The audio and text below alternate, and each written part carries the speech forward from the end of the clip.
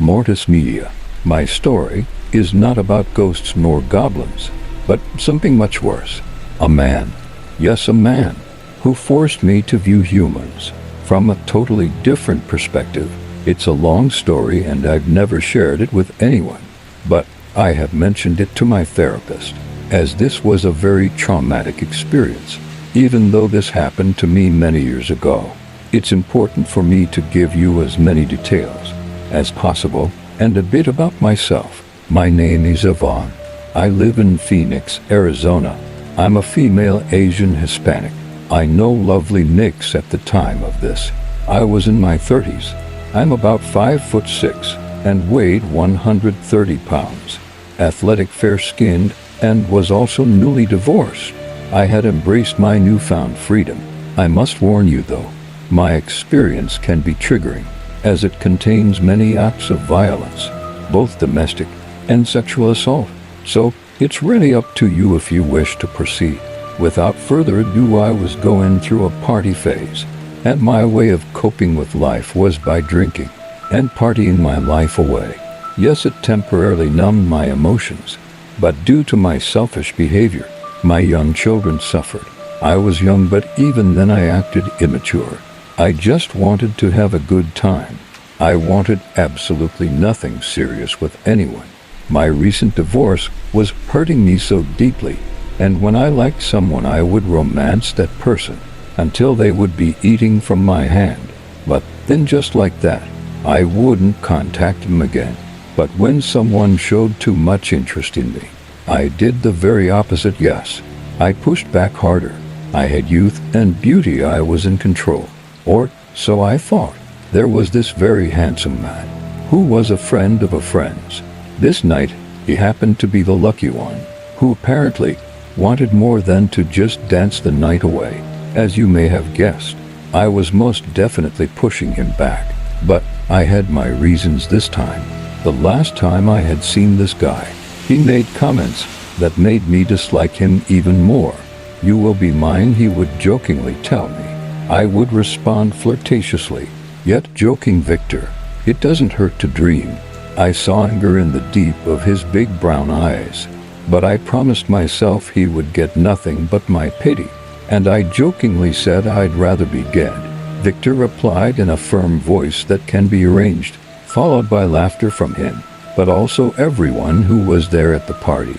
They thought it was funny too. Then one of Victor's friends said, almost threateningly, "You know, Victor always gets what he wants with my liquid courage." Out loud I said, "I belong to no one, and just to be clear, I'm the one who does the picking and choosing." Feeling slutty, my friends laughed in agreement. Finally, party night had arrived. The plan was for the three couples to all go together, males and females paired respectively. But when I got picked up, to my dismay, guess who I'd been paired with? You guessed it, Victor, who also happened to be the person driving us in his brand new red truck. I knew it was a conspiracy, but I wasn't gonna back down. I was ready for the challenge. We decided to go to a very fancy club, and Victor was being a total gentleman. From what I could tell, the lights were bright, the music was bumping, and the alcohol was flowing. I felt alive, and tonight was all about me. I realized at one point that I needed to go to the ladies' room. It was there that I assessed my current situation and concluded that I would slow down on the drinking. It wasn't even midnight, and I could already feel the effects, which was odd because not only was my head spinning, but I would feel terribly sleepy. I also didn't want to drink anymore, so I could keep my composure and not do something I would regret. But I was feeling sleepy. There was a point where I almost thought I would fall asleep while standing by the sink, washing my hands. At the time, I didn't even realize I hadn't finished up my Jack and Coke. This feeling was new, so now it was a matter of survival. I stormed out of the bathroom to find the girls I came with. I wanted to be near them in case I collapsed, but my steps were getting heavier, as were my eyelids. Then I realized the drink as I stumbled into the crowd, barely keeping my eyes open. I saw Victor standing there with a grin on his face. He was tall at 6 foot 2,250 pounds, with brown hair and beautiful dreamy brown eyes. His teeth were perfectly white and straight. He was walking towards me, and as he got closer I wanted to yell, "You drugged me, you coward." Then I felt my legs give out, but I don't remember hitting the floor. I really don't know how long I was out. I opened my eyes to the humming of the ceiling fan and the cool air hitting my bare body. The first thought was to quickly sit up and find my clothes, but for the time being, I couldn't move. I was able to move my eyes, but my entire body was numb. I began questioning myself. Who did I leave the club with? Where am I? Whose living room was I lying in? I wanted my clothes, but how could I find it if I couldn't even move my hands? Suddenly I heard footsteps and a familiar voice. "You awake?" It was Victor. How could he ask so calmly? I wanted to say many obscenities, but my voice wasn't cooperating.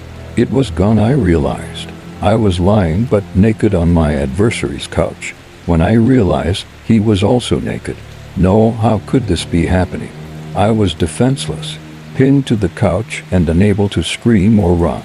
I was Victor's prey, and he was gonna have his way with me. While holding me hostage, my own body had betrayed me. I was so thirsty, but I wanted nothing Victor had to offer. Sadly, I didn't have a choice. As he grabbed my hair and set me up on the couch, he got a styrofoam cup and poured a bitter, clear liquid in my mouth, and at the same time, he was holding a knife to the side of my throat and screamed at me to drink. The tip of his pocket knife was so sharp, it was best to cooperate. I was being violated in so many ways. I needed to use the bathroom badly, and somehow it seemed as if he read my mind. He dragged me off the couch and threw me to the floor, and had the balls to kick me twice in the ribs. Then, with a closed fist, punched me in the face several times.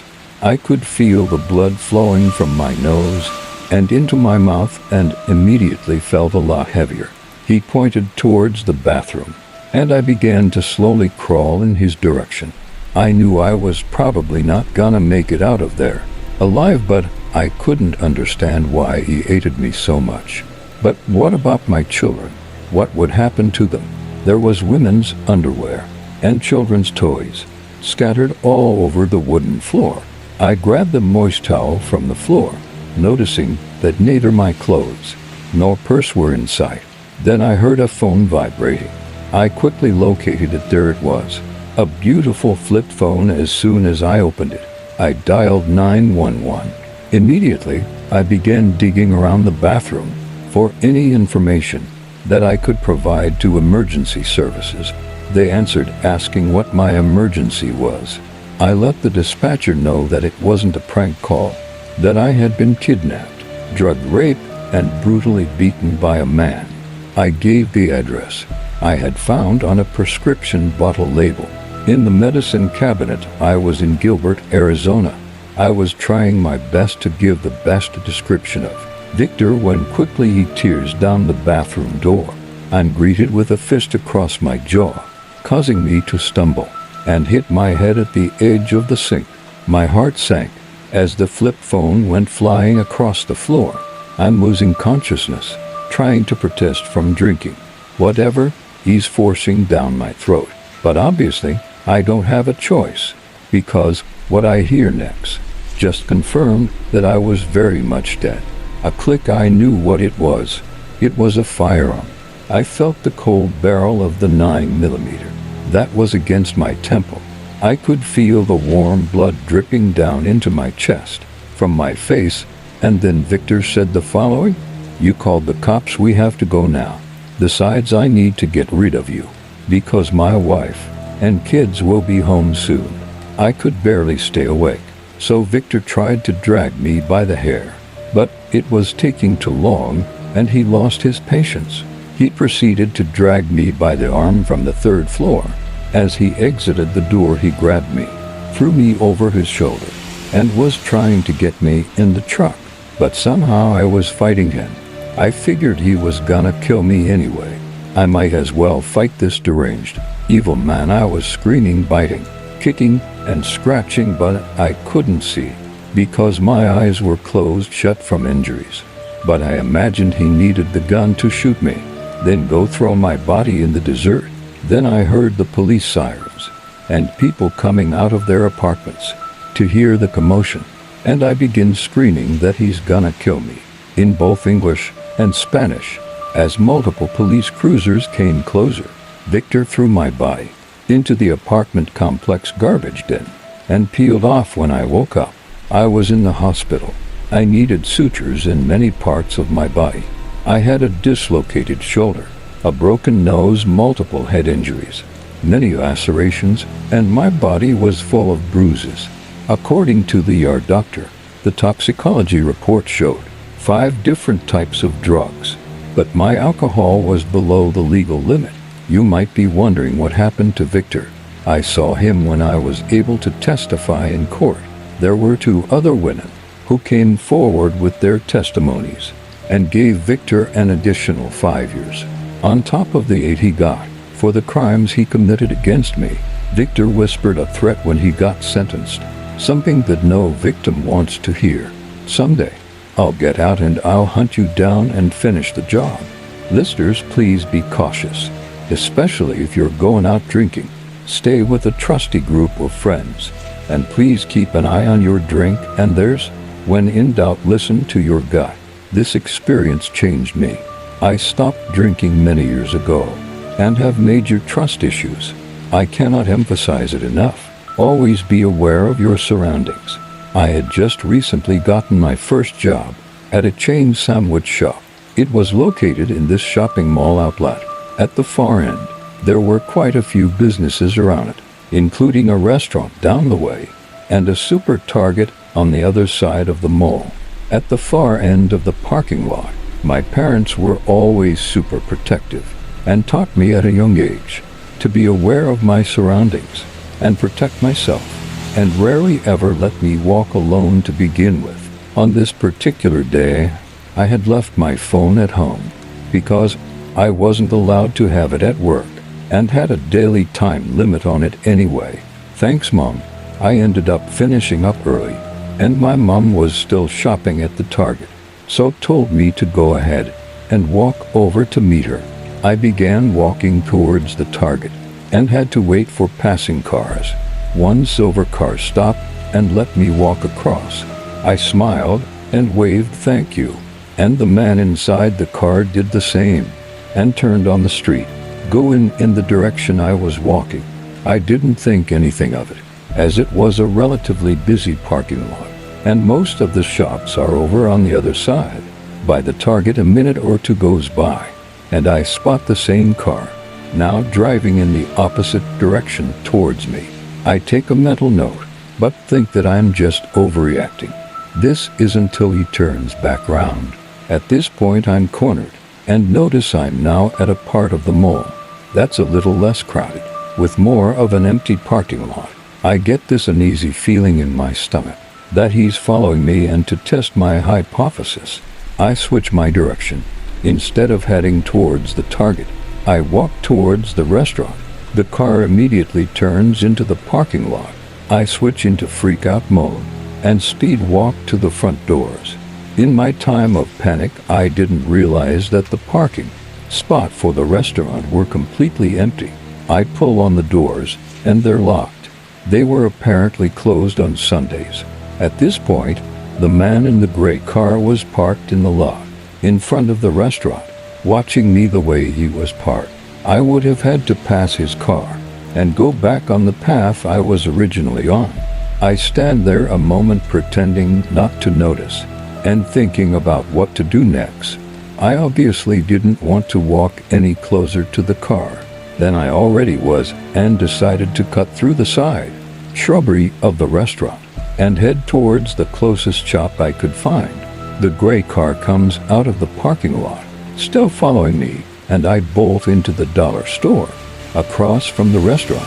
I see the gray car parked, and I walk up to one of the cashiers and explain what happened and ask if I could use their phone to speak to my mother. She says of course, and tells me to stay in here until my mom comes to get me. I call my mom and tell her about the car, and she, of course, freaks out. By this time, I think the man in the car caught on, because he eventually backs out and leaves. My mom shows up and thanks the cashier lady, and we drive to Target. Aside from both of us being shaken up, we were fine. It definitely ruined me walking alone again.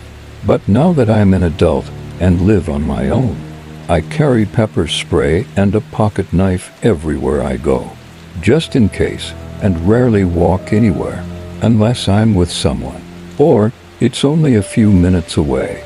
It still scares me today to think what could have happened, or what that man's intentions were. So, to the man in the gray car, let's not meet again. I was walking my dog and crossing the street with a green light when a guy blows through the red light and almost hits me and my dog. I yell out "us," and he slams on his brakes and turns around and pulls into the parking lot ahead of me. I get closer and see the car has Illinois plates, while I live in Pennsylvania. He says, "Careful who you call names. I've killed people." I just keep walking and he drives away. The next day I hear spree killer Andrew Conan used stolen credit cards at a gas station in my town. It was 100% him. I've been working armed security for nearly a decade now, but I still remember working unarmed. When I started out in my early 20s, I worked my way to a trusted position with my agency, where at 22 years old, I was assigned to the Colorado Springs Deaf and Blind School. At the time, only senior, more experienced officers were permitted to work there at all, but I was given the 9 p.m. to 5 o'clock a.m. shifts, Monday night through Saturday morning. A little backstory on the Deaf and Blind School. It was opened in the early 1870s and was where the burdened children of the state were sent to learn and live, but many were put to work there as laborers, working fields or manufacturing items because of a number of ailments, accidents, or pre-existing health conditions. A large number of children and staff passed while there, to where in the early 1880s, a small cemetery was created and formed at the intersection of Pikes Peak Avenue and Institute Street.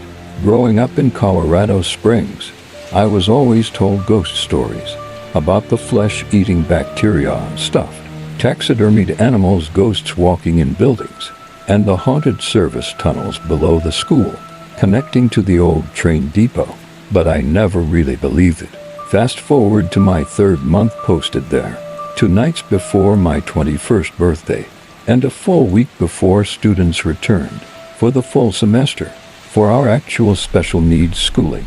And I had my first encounter in the gym while checking the boys' locker rooms. A solid black figure ran past the showers. I rushed to find the intruder, not knowing what I would have done to it when I found it, as I was completely unarmed except for a flashlight. After clearing the building twice and checking all the doors multiple times, I took it as my imagination. The night of my birthday is when everything got much weirder. The shift change went as normal, and everything was fine up until 2 o'clock a.m. Property and building check-ins. When I went into the carriage house, top floor were the school stores, all the spare desks and modern school equipment. It appeared that a person was standing in the back corner, near the old stairs. I shouted at the figure and began to charge towards him. In a frenzy, I hurried to cut him off at the first floor door, but when I got to the door, it was still locked with the interior bolt. I searched the first floor when I found the doors to the service tunnel open. On my first day, I was told not to enter into the tunnels alone, as they expanded for miles in a labyrinth. And before I went in, I didn't contact a supervisor. I felt as if I had walked for hours, but only a few minutes, which is when I hear in a very soft voice, almost childlike, "Happy birthday, Mr. Officer." The next thing I knew, my very angry supervisor, the school's maintenance director, and 2 CSPD officers were shaking me by the shoulders. My supervisor then informed me I missed my 3 o'clock a.m. check-in and was sitting in a corner of the tunnels in the dark for over 3 hours. We all left the tunnels and carriage house to see that the sun was beginning to rise. Later that day, my boss reassigned me to a different location after I was cleared from a doctor to work. I don't fully know what I saw or what was in those buildings, but it still gives me the chills, and I'll never forget the voice that made me black out for so long. Happy birthday, Mr. Officer. I used to work private security at a shopping mall. My partner and I had already had a feeling this place was haunted, one reason being the homicide that happened right before I was hired made it so inclined. The very west of the mall made the hair on my neck stand on end the most, and I don't know why. It's also very good to note there is minimal shelter at this end of the mall. You can see the cats and dogs walking through the windows at night, and they would bark and whine a lot. One night I was walking to that end of the mall, and I started to feel like something was following me or walking behind me. When I got to the shelter, none of the animals were making a noise, but I swear to God, all of them were awake and staring at or behind me. I got really bad goosebumps and a horrible feeling. Once in my gut, I put my head down and walked out as fast as possible and closed the door. Once outside, all the negative feelings just went away. I was cleaning a bar in the middle of the night. This is an old building, over 100 years old and over 90. When I worked there, the building was a restaurant/bar and then became a cafe/speakeasy during Prohibition. And there are remnants of tunnels in the basement from bootlegging. As I was cleaning in the middle of the night and being the only one there, I came around a corner to 2 men playing pool in the pool room on the other side of the hallway. I knew they weren't really there, but they were there even after I squeezed my eyes shut. They were both in old Western wear jeans hats, one blue, one red plaid. Their movements were fluid, smooth, and floaty, almost slow, but not as how they played on the empty table. I wasn't scared. I didn't feel cold or threatened, more curious and disbelief. "Hello, can I help you?" I said as loudly as I could, and started walking quickly towards them, almost to a charge. The one in plaid looked right at me as soon as I crossed the threshold into the room, and they vanished. I have a pretty disturbing story to share. It all starts in December of 1993. I was living in Aurora at the time. It was around 9 p.m., and I had just finished my martial arts class and was waiting outside for my mom to pick me up from the school. My martial arts school was in a smaller shopping center near a well-traveled intersection on the west end of Aurora, near Denver. Adjacent to my school, in the same parking lot, was a Chuck E. Cheese restaurant. It usually closed around the time my class got out, but occasionally some of us would go and play video games or get breadsticks while we waited for class to begin. This particular evening it wasn't terribly cold. It was mid-December, but the winters in Colorado can be somewhat mild. I was still pumped from class, and I was running around the parking lot with another one of the kids from my class. We were distracted, so we did not see the figure enter Chuck E. Cheese. It was the loud popping noise coming from the building that got our attention. Before we could grasp what was happening, a kid came running out of the restaurant. With a gun in his hand, he practically ran right into us. The next thing I know, he's pointing it at my face. He just stood there for a minute. It was like time froze. I could not take my eyes off the barrel, and all I could think of was, this was probably the last thing I wanted to see in the world. After what seemed like a long time, but was probably a few seconds, I looked past the gun at his face. He wasn't even looking at me. He looked scared. I can see his finger on the trigger, and wasn't sure if he was gonna pull it or not. I was frozen and could not have stopped him if he was. Instead, he turned and ran without a word. I watched him go glued to the ground, amazed that I was still alive. He took off around the side of the building and was gone. My classmate and I just sat on the pavement. Neither of us said anything. Eventually, my mom showed up to give me a ride. I'm sure she was curious why I was acting funny, but I could not bring myself to tell her what happened. As far as I know, she still doesn't know to this day. I did not sleep that night. The next morning, I heard people in school talking about what happened. The kid's name was Nathan Dunlap. He murdered 4 people I know personally in cold blood, and critically wounded another. He had ditched the gun in an attempt to escape. That led to his arrest and eventual conviction. He was to be executed earlier this year for the crime, but was given a stay by the governor of Colorado. Having known that he had killed those people, I believe he would have killed us too. I'm not sure what distracted him that night, but I'm grateful my family knows I was there that night. I don't think they know the extent of my involvement. I was never questioned about it, and until now have never really volunteered any information about it at all. But I am now, because some things you learn to let go of. I don't know how much you know about him or what he did, but for a recap, the kids he killed were my age at the time. I didn't find out the extent of what he did until the next day when I was face to face with him. At that time, I did not know he had just killed 4 people. He looked right at me, but I don't think he saw me. He looked more scared than I was, and I was the one with a gun in their face. I don't know if he should have gotten executed. He claims now that he has found God, or whatever, in prison, and that he's a different person. Perhaps it's true, perhaps it's not. It will never change the fact he executed 4 children in cold blood over nothing. He is where he belongs, and I'd almost rather see him, have him live out the rest of his days, reliving what he did, instead of getting the easy way out. Here in South Africa, we're in lockdown right now. I meant to travel for work to Santa Barbara, but since we're under lockdown, I can't go anywhere. I'm an entrepreneur with a tech startup, and since I travel mostly, I make use of the Regis co-working space for a hot desk or meeting room. It's quite flexible, and there's always coffee and pretty girls coming in and out.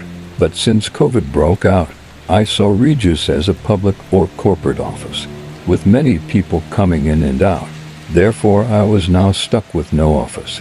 A buddy of mine told me he had an entire unused area at his house, behind some offices. I would be alone and I'd have my own kitchen, lounge, TV, and bathroom. But the catch is that I'd have to park on the road. Let me explain the way the road is. It's a wide, steepish road with a massive park and zoo on the left, with 3 entrances, and parking and houses and businesses on the right. I use this road quite often to go to Florida Road, a popular bar and food district. There's only street lights on the houses and business side, as there was a red line, or no parking line on the other side, left and right, and I had to park outside the park.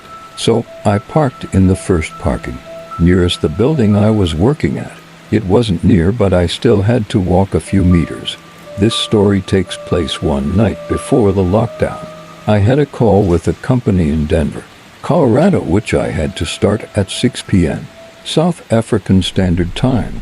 It went well, and I decided to pack up and leave. I wore formal shoes and carried my laptop in my bag.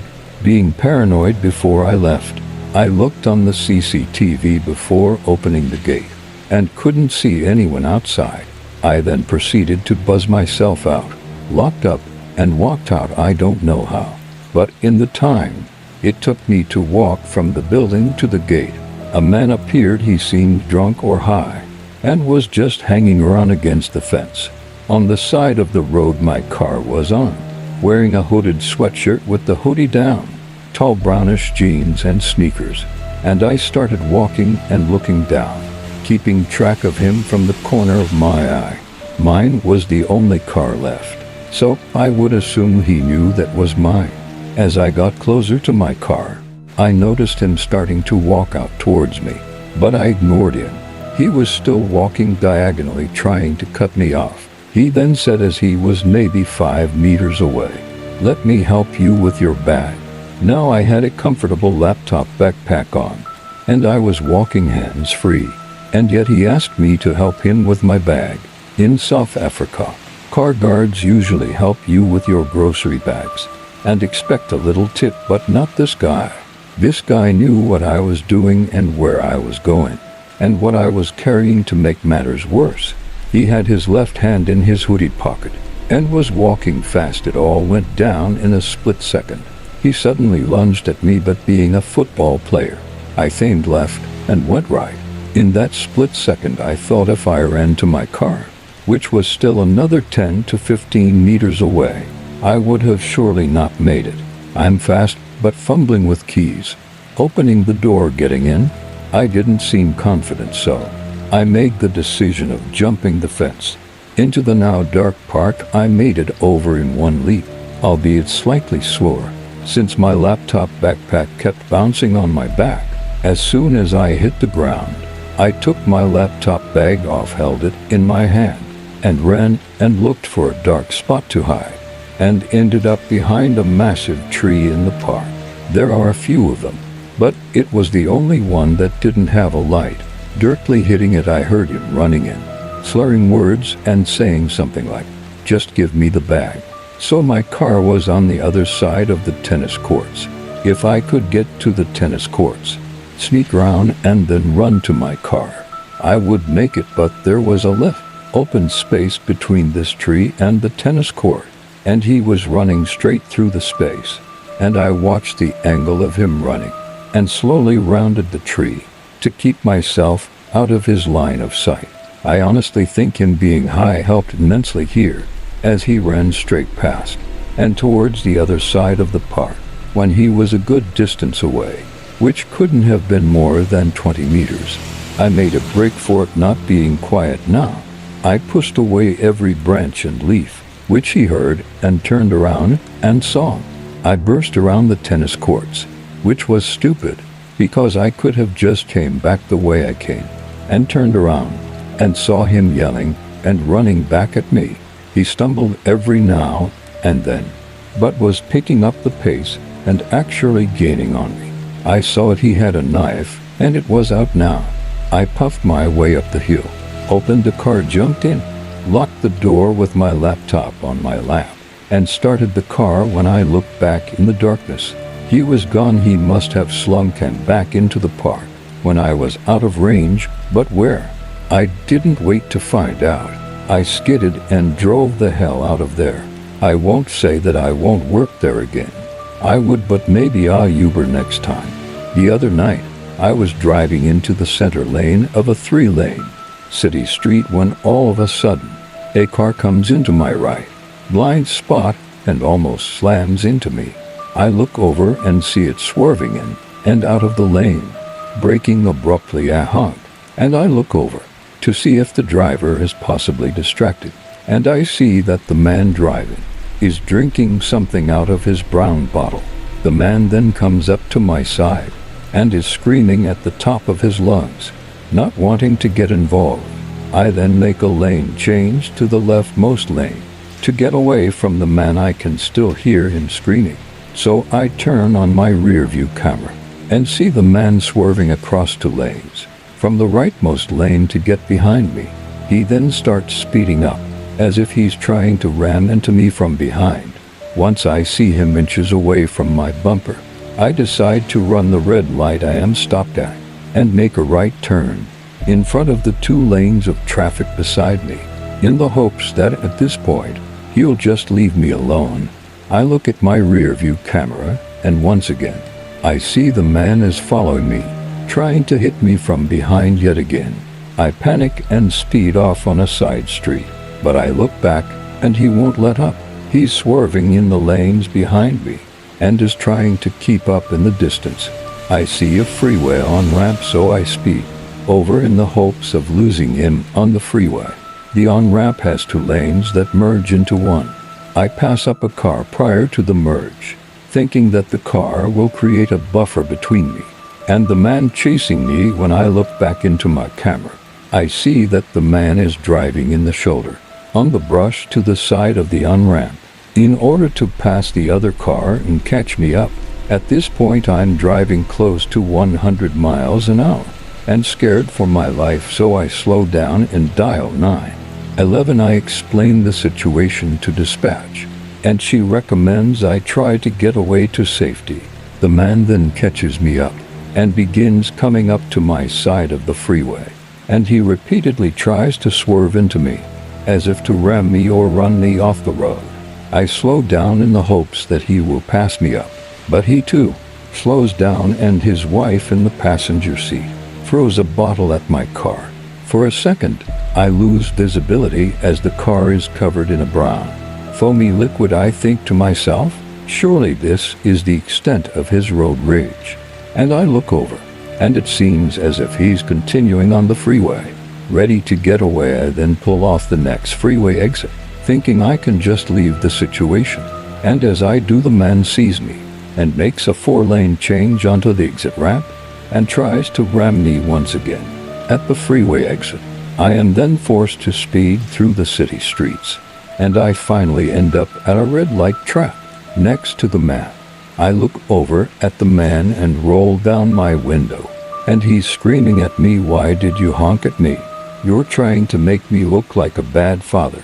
In front of my kids you want to go." His wife is also yelling at me, asking why would I honk at him in front of his kids. I look into the back seat and see 2 children in car seats. Since I'm on speaker with the dispatcher, she hears all of this and tells me I should just try and get away. At this point I'm done. I just want to get away from him. So I make a U-turn to head back onto the freeway. He follows me and almost hits me in a plastic construction lane barrier to do so.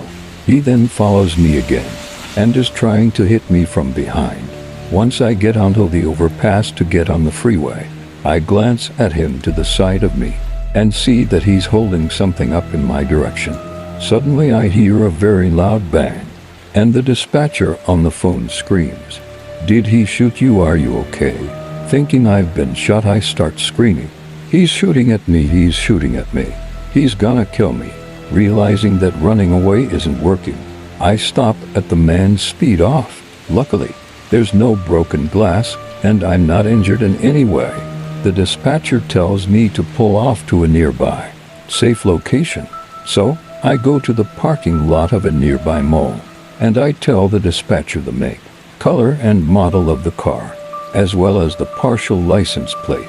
The whole time I drive there, I'm very concerned the man could be following me again, but they send an officer immediately over to file a police report. In waiting for the officer, I realized that my car's cameras are always recording, so I hit the save button, and the officer comes over, and I tell him the story, describing everything in detail.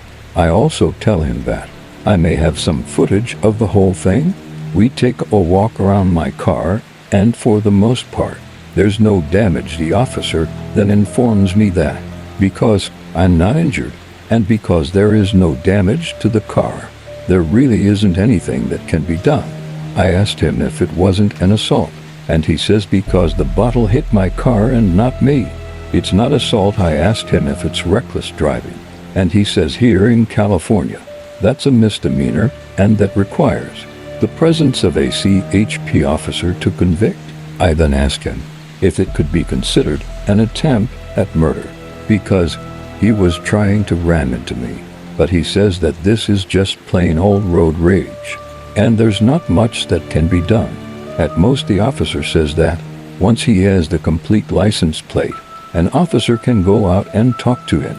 I asked him if the potential footage could help in getting this man reprimanded in some way, and he tells me to only send me the highlights and necessary screenshots, though he doesn't think anything at all can be done. At the end of all of this, I'm extremely shaken up. I eventually go home and review the footage captured by my car. Luckily, I have the entire thing recorded. The moment he almost hit me, his wife throwing a bottle at me, and his face as he's yelling at me, his license plate, and even him trying to ram me. It's all recorded. A few days later, The officer calls me and confirms the license plate I have in the video, with a recording he has from the freeway / on and off ramps. A week and a half have passed, and there have been no updates. While I understand the law is the law, it is unacceptable to me that this man could be so overtly aggressive on the road, threatening my life and the lives of his children and the lives of everyone else on the road, with no punishment. I was genuinely scared for my life, and in the process, both he and I endangered others on the road. Ultimately, this has left me feeling very disappointed with the system. An act of violence was committed, and due to technicalities, the driver gets off. But this was a really terrifying experience. Even in the past few days, I still feel a bit hesitant to be an aggressive driver, like overtaking people or just changing lanes, and have lost my comfort in honking. I really wish I could say this didn't get to me, but it has. One odd detail is that the man was taking pictures of my car before the bang happened. What could he possibly want that for? Has anyone been in a situation like this? Is there truly nothing that can be done? Any recommendations? How I can at least have someone check on those kids? Like I said, I have footage and everything. When I was younger, I had an agency job cleaning buses at the local depot. The pay was abysmal, but it was a chill job, where you were left to your own devices. Most of the time the fleet was mostly modern, but there were a few ancient double-deckers kept around for less grueling duties. One of those buses in particular was haunted. The other cleaners and I would often hear people walk around on the top deck while cleaning the bottom, and when you're on the top deck, you'd sometimes hear footsteps slowly coming down the stairwell. They would always stop once they hit the top step. Some nights you'd hear the distinctive creaking sound of the destination blind being cranked from the driver's cabin too. But when you ran down, the blind or its handle wouldn't have moved an inch. One night I was on my knees, sweeping up broken glass with a dustpan and brush, when I noticed something from the corner of my eye. Behind the seat I was sweeping in front of, I could see a pair of legs. They were as solid as any other pair of legs, and I remember that they were wearing very clearly green corduroy trousers, dark socks, and brown brogues. They then began to bend. I was crapping myself and fell back with my eyes firmly closed. Then I dared myself to reopen them. There was nothing there. I finished as quickly as possible and moved on to the next bus. Over a cup of tea I told the other cleaners I'd seen something weird on that bus, and she just looked at me and went, "Were they green legs?" I never saw those legs again, but apparently she saw them a few times. Always just the legs. She never dared to look up, and just looked away until they disappeared. I used to bartend, and one of my Friday night duties was closing down the restaurant and counting the money, which meant I was often left alone in the building. I would usually turn off half the light and leave enough on so that I could see. On this particular night I did the usual closing stuff and was walking through the kitchen to the office, where I would count the money. Right by the office, there is a door that leads to the dining area. When out of the corner of my eye, I swear I saw an older man sitting in a section of the restaurant that we referred to as the 20s. When I looked, there wasn't anything there. I wasn't scared, but I went about my business. I opened the restaurant the next morning, and the server working with me had worked at the restaurant on and off for a long time. I was talking to her and said, "Yeah, the strangest thing happened last night. No one was in the restaurant, but then I thought I saw someone." And without skipping a beat, she says, "Oh yeah, the man in the 20 section. He likes hanging out there." The fact she knew it was an old man in the section of the restaurant, without me giving specifics, sent chills like you can't imagine down my spine. An acquaintance of mine was guarding a warehouse on a military base in the middle of an empty field. He told me he always had some candy in his pocket for easy access, in case he saw the ghost of a child. said kid trespassing was shot in the 1970s or so. And since then, all the night watchmen who heard a kid laugh or cry toss candy at their backs, so they can't see the source of the sound. The story about the ghost boy was, in the middle of the last military dictatorship of 1976 to 1981 in Argentina, it was not strange to hear about people disappearing, including 500 kids 15 or younger. That's why lots of people think the kid was not trespassing, but escaping the military base, and his ghost is still there, to torment the people who kidnapped and tortured him. Another was a police officer, working the night shift in the building. A few years ago a fire destroyed the building, therefore killing the officer working there. He told me it was not a rare occurrence to hear heavy footsteps, as in someone with police footwear, going upstairs to him, but he never saw anything. That since both were colleagues, he wasn't worried at all. This next story happened a few streets away from my parents' house. Almost 10 years ago, it was all over the news, even national news. A bus driver was at the end of his shift and stopped very close to a cemetery. Only him and an acquaintance were on the bus, and the lights were off, since it was not taking any more passengers at the time, and both saw a woman in the middle aisle of the bus, young, blonde, and in very bad shape, and reeking. She had a bag in her hand, and went to the driver to show its contents, and it was a severed human head. The ghost asked the driver to not break eye contact if this was the end of the route, since she had to ride another bus. Both men saw, listened, and smelled her. Even when she vanished, both were in shock and unable to do anything for a while. Then the driver called his colleague for help, and when they arrived, both the driver and the passenger were in no condition to be left alone. A mechanic had to drive the bus, but had to stop before arriving at the company's garage.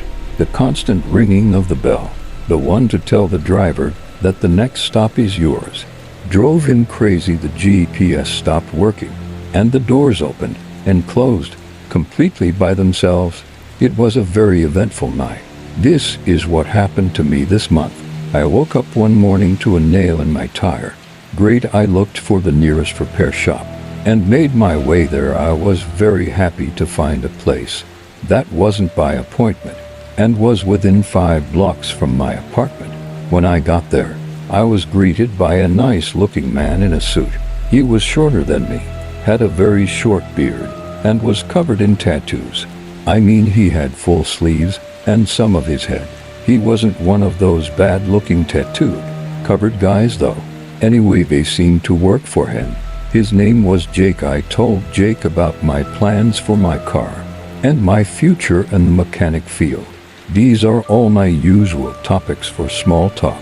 His eyes lit up, and he said, if I ever wanted any hands-on experience, he would be happy to teach me.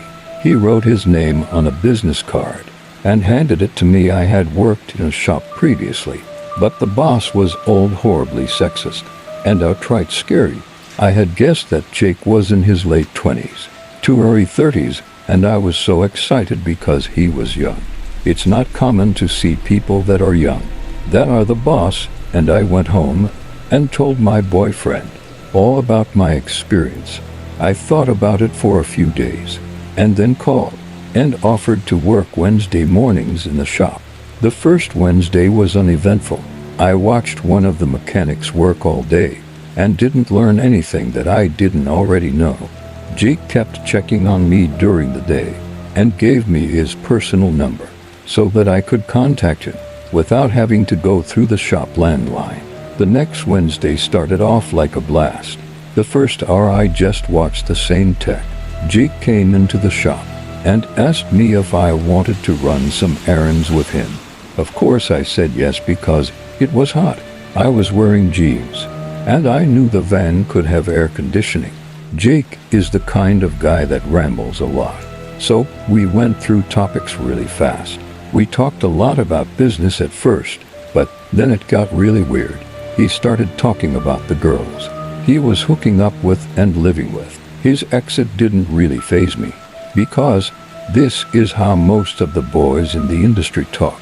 He bought me food and on our way back home, gave me a $20 bill for coming on his errands. He started leaving subtle comments about my boyfriend and that he should be giving me money, buying me stuff, and that I shouldn't rush into marriage because I was so young. Come Friday, I was extremely bored and didn't want to do my schoolwork. So I texted Jake to see if I could come hang out at the shop. Even though I wasn't wearing shop clothes, I was wearing a semi-long skirt and a long crop top. When I got there, he said, "Do you want to make some money today?" I said yeah, and he led me to the back office. It was slow that day, so I was just doing odd jobs around the office and reception desk. He kept saying how much he liked my skirt, which I would like to add showed nothing okay. Weird. Throughout the day, I kept catching Jake staring down my skirt. Men will be men, I thought. He kept commenting on my outfit, saying things like, "I didn't know you were hiding all that under your shop clothes. Your skirt's gonna make it hard for me to stand up in a minute."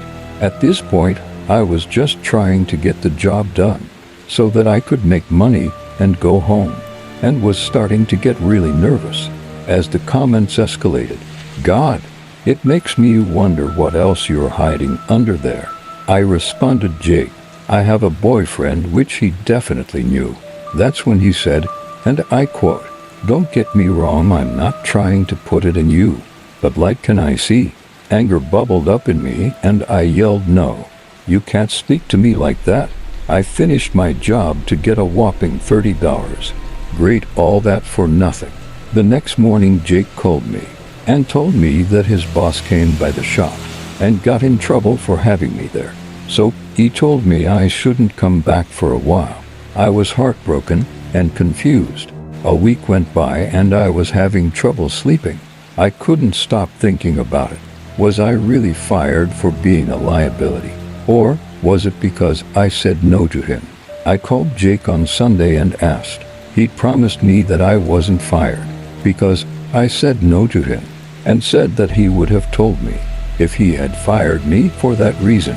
Then began ranting and talking about how he went to prison and doesn't play games like that. I told him that what he had said to me made me feel really uncomfortable, and he went on to say that I could still go and hang out whenever I wanted. He was talking about a coffee shop nearby and a restaurant, and was like he was trying to get me to come out with him after he fired me. Okay. Weird. Like, did you not just hear what I said?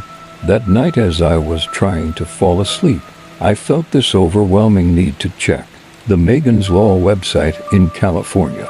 We have a website that shows all registered sex offenders. All that I knew was his name and the town he lived in. I must have read about 300 profiles when a face caught my attention. His face. I shook as I clicked on the profile, which read, "Conviction 2008, release 2010, offense, lewd or lascivious acts with a child under 14. Jake was 20, the child was under 14. Jake was a freaking child molester." But it didn't stop there. I panicked and went down the rabbit hole, finding pages and pages of criminal charges, dating all the way back to 2005. He had been arrested a lot of times and done really horrible things. There were reports of stabbing fights, gang-related offenses, and obviously child molestation. I can't believe I got in the car with him alone. I worked with him alone. I've talked to him. How did I not know? I'm really glad that I got away from him when I did. I've never been more happy to have been fired in my life. So with that being said, Jake, let's never meet again. In December of 2013, during my sophomore year of college, my at the time boyfriend David had a fraternity dinner banquet that I attended with him. It was a nice event requiring everyone to dress up. He was in a suit, I was in a dress and heels. We had a good time then. Went back to his place to drop off the award David won and change into techie Christmas sweaters for a party we had to attend later that night. It was maybe 7:30 p.m., but given that it was December, It was already dark out when we pulled into the parking lot outside of David's apartment. At his place, there was one road with parking on either side, spots against the building and spots against a fence that lined the edge of the complex property. We parked in a fenced spot with the trunk of our car facing the building directly across from the stairs leading up to David's floor, maybe 30 feet from safety. David and I got out and went to the truck to get his award when a man started to approach us. David noticed him and said, "What's up, man?" The man said nothing and kept walking towards us. As he got closer, I could see that he was wearing baggy black sweatpants and a camo hoodie. He had the hood on, and the drawstrings were pulled tight, so I could only see about half of his face. Both of his hands were in the front hoodie pocket. David said again, "What's up?" And this time the man answered, "Get up against the car, wait, what?" And then the man pulled a gun from his hoodie pocket. I said, "Get up against the car." David got up against the back of the car, while the man put the gun against his back. I was in utter shock at what was happening. So I took a step back, now trapped between two cars, a fence and a man holding a gun to my boyfriend. He told David to give him all the money he had. We both really only used cards and never had cash on us. Unfortunately though, while home for Thanksgiving, his parents had given him $200 in 20s, all of which went into the hands of our mugger, and he turned to me, pointed the gun at my face, and I'm less than a foot away here, and said, "Your turn." I was dressed up and only carrying a small clutch purse. I literally only had a phone and lip gloss on me. I stammered that I didn't have anything, while staring at the gun he had pointed. He then went back to my boyfriend. At this point, I could feel my blood starting to boil. I was becoming less frightened and more pissed off, outraged that this man was aggressively stealing from two broke college kids. How dare he treat other people like this? Couldn't he tell that we were coming from an event and he was gonna ruin our night?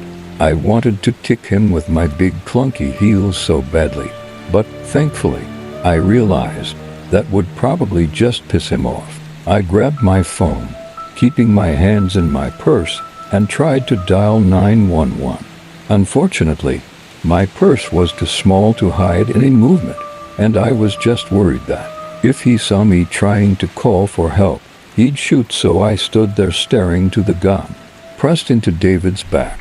Finally, he took David's wallet and car keys and threw them in one direction, ran off in the other, and hopping the fence separating the apartment complex from a small neighborhood. David and I stood in silence for a second, trying to grasp what had just happened. We slowly gathered his keys and wallet and went inside and called the police, definitely in shock. This is where the story gets really interesting.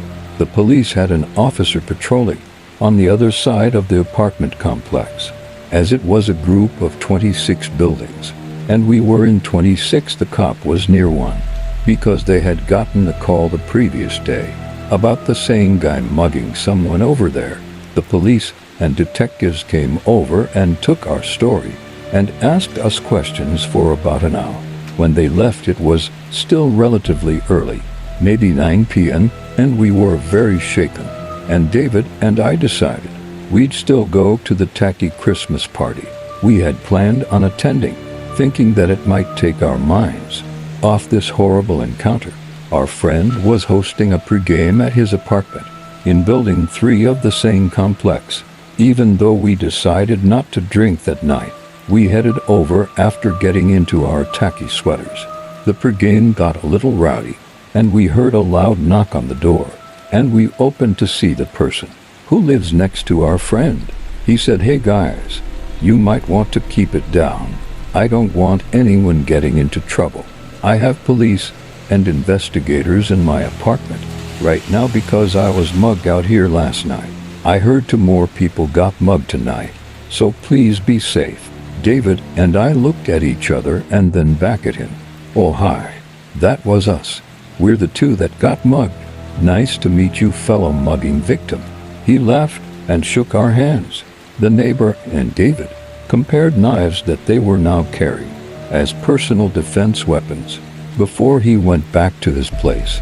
Later on down the road, David and I had broken up, but the security at the complex was amped up. More lights were installed in the parking lot, and my girlfriend and I moved in. We had to park in the same set of spots, where I was held at gunpoint.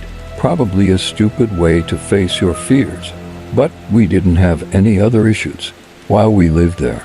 To the man who mugged both me and my friend's neighbor, let's not meet again. This happened last year. My friend and I were coming back to my town after hanging out across the state line when this lady started flashing her brights to my friend to go faster. We were going the speed limit, and it was dark and hard to see. After a while she pulls to the side of us, which she could have done the whole time, and we can hear her yelling at us like a banshee through our rolled-up windows.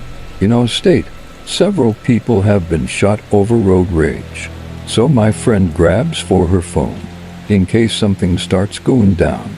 As she's reaching, the car swerves slightly towards the lady, and she recovers.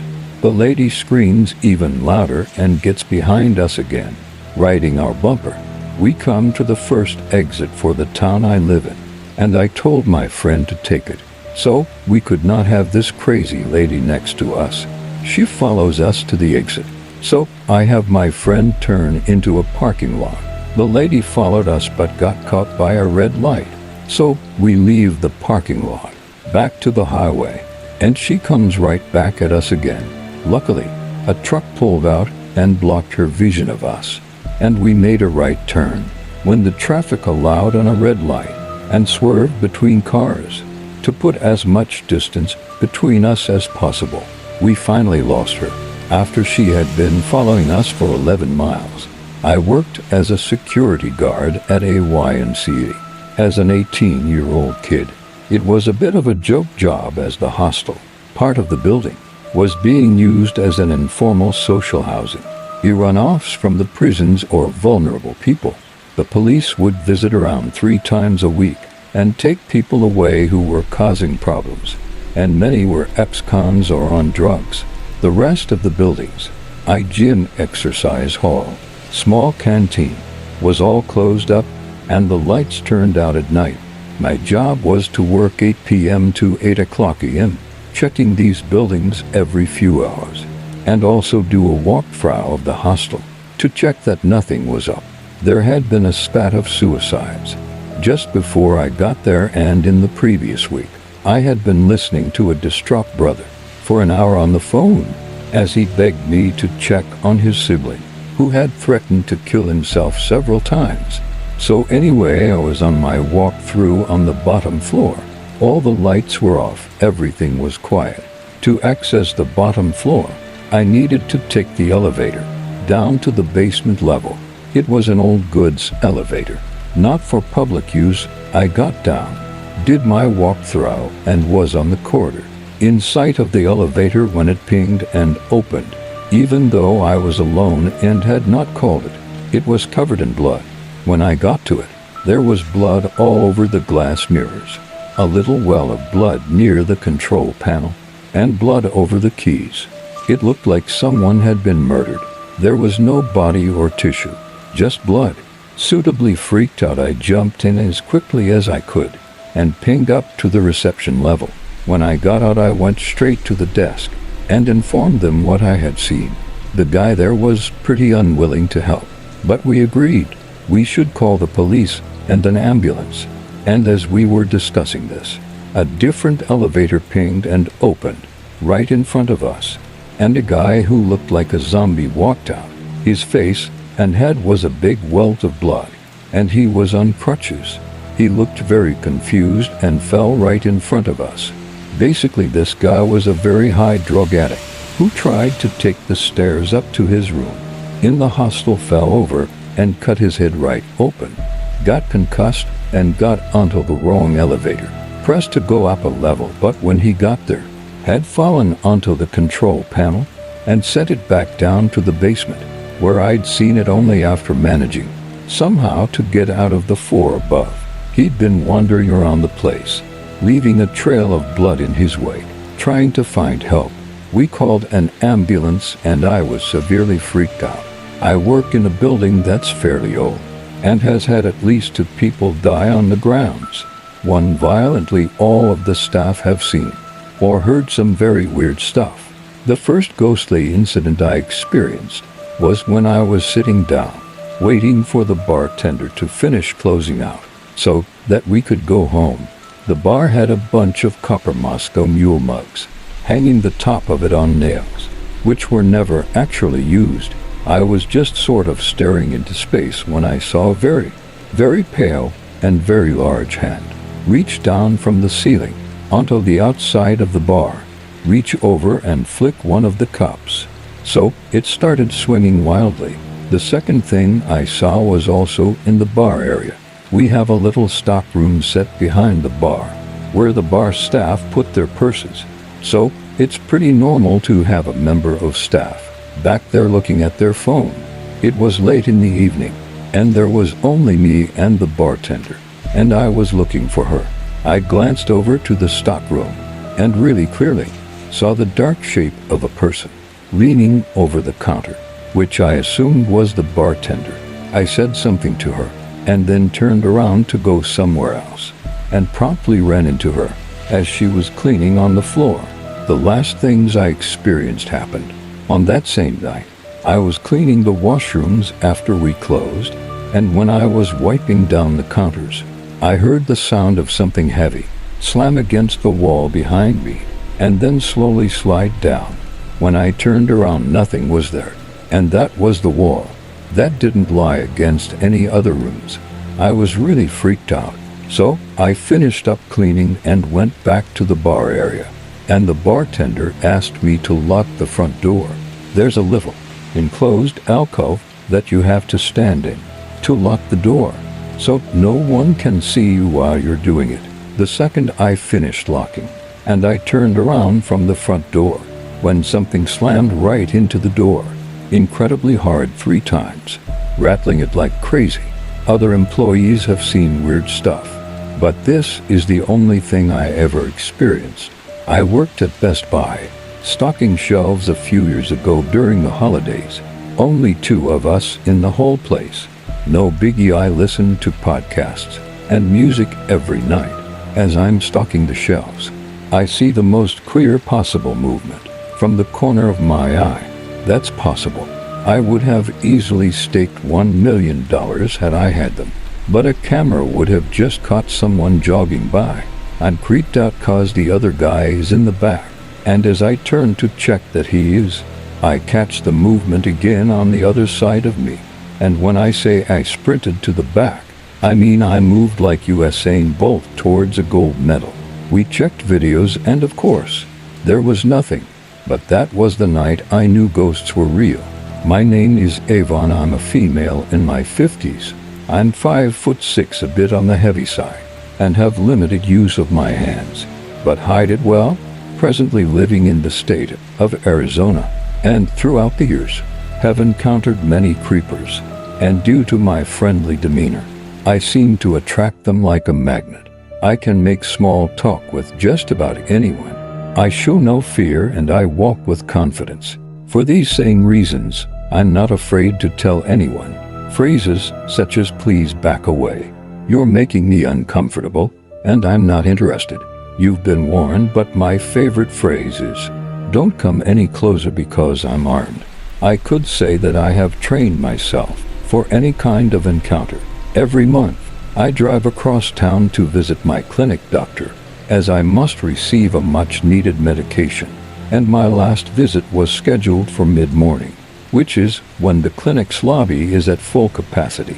I arrived and parked in the front of the clinic, which is a 1-level building, with 2 main entrances facing east. I make it a habit to always do a quick scan of my surroundings before I exit my car. I like to check for any immediate danger before I put myself in a vulnerable position. On my cane, I carry a whistle, a small knife, a screwdriver, pepper spray, and my panic button, all in miniature size. I'm old and frail, But I'm not going down without a fight. Number, I'm not an aggressive person. You might think I'm overly prepared, and maybe I am. But if you've noticed, it's a violent world we live in, and people like me are targets just about anywhere. I noticed that at one of the clinic entrances, there was a man of about 6'4", maybe 300 pounds, with a long unkempt beard and tobacco-stained mustache. He appeared homeless, and I have nothing against the homeless.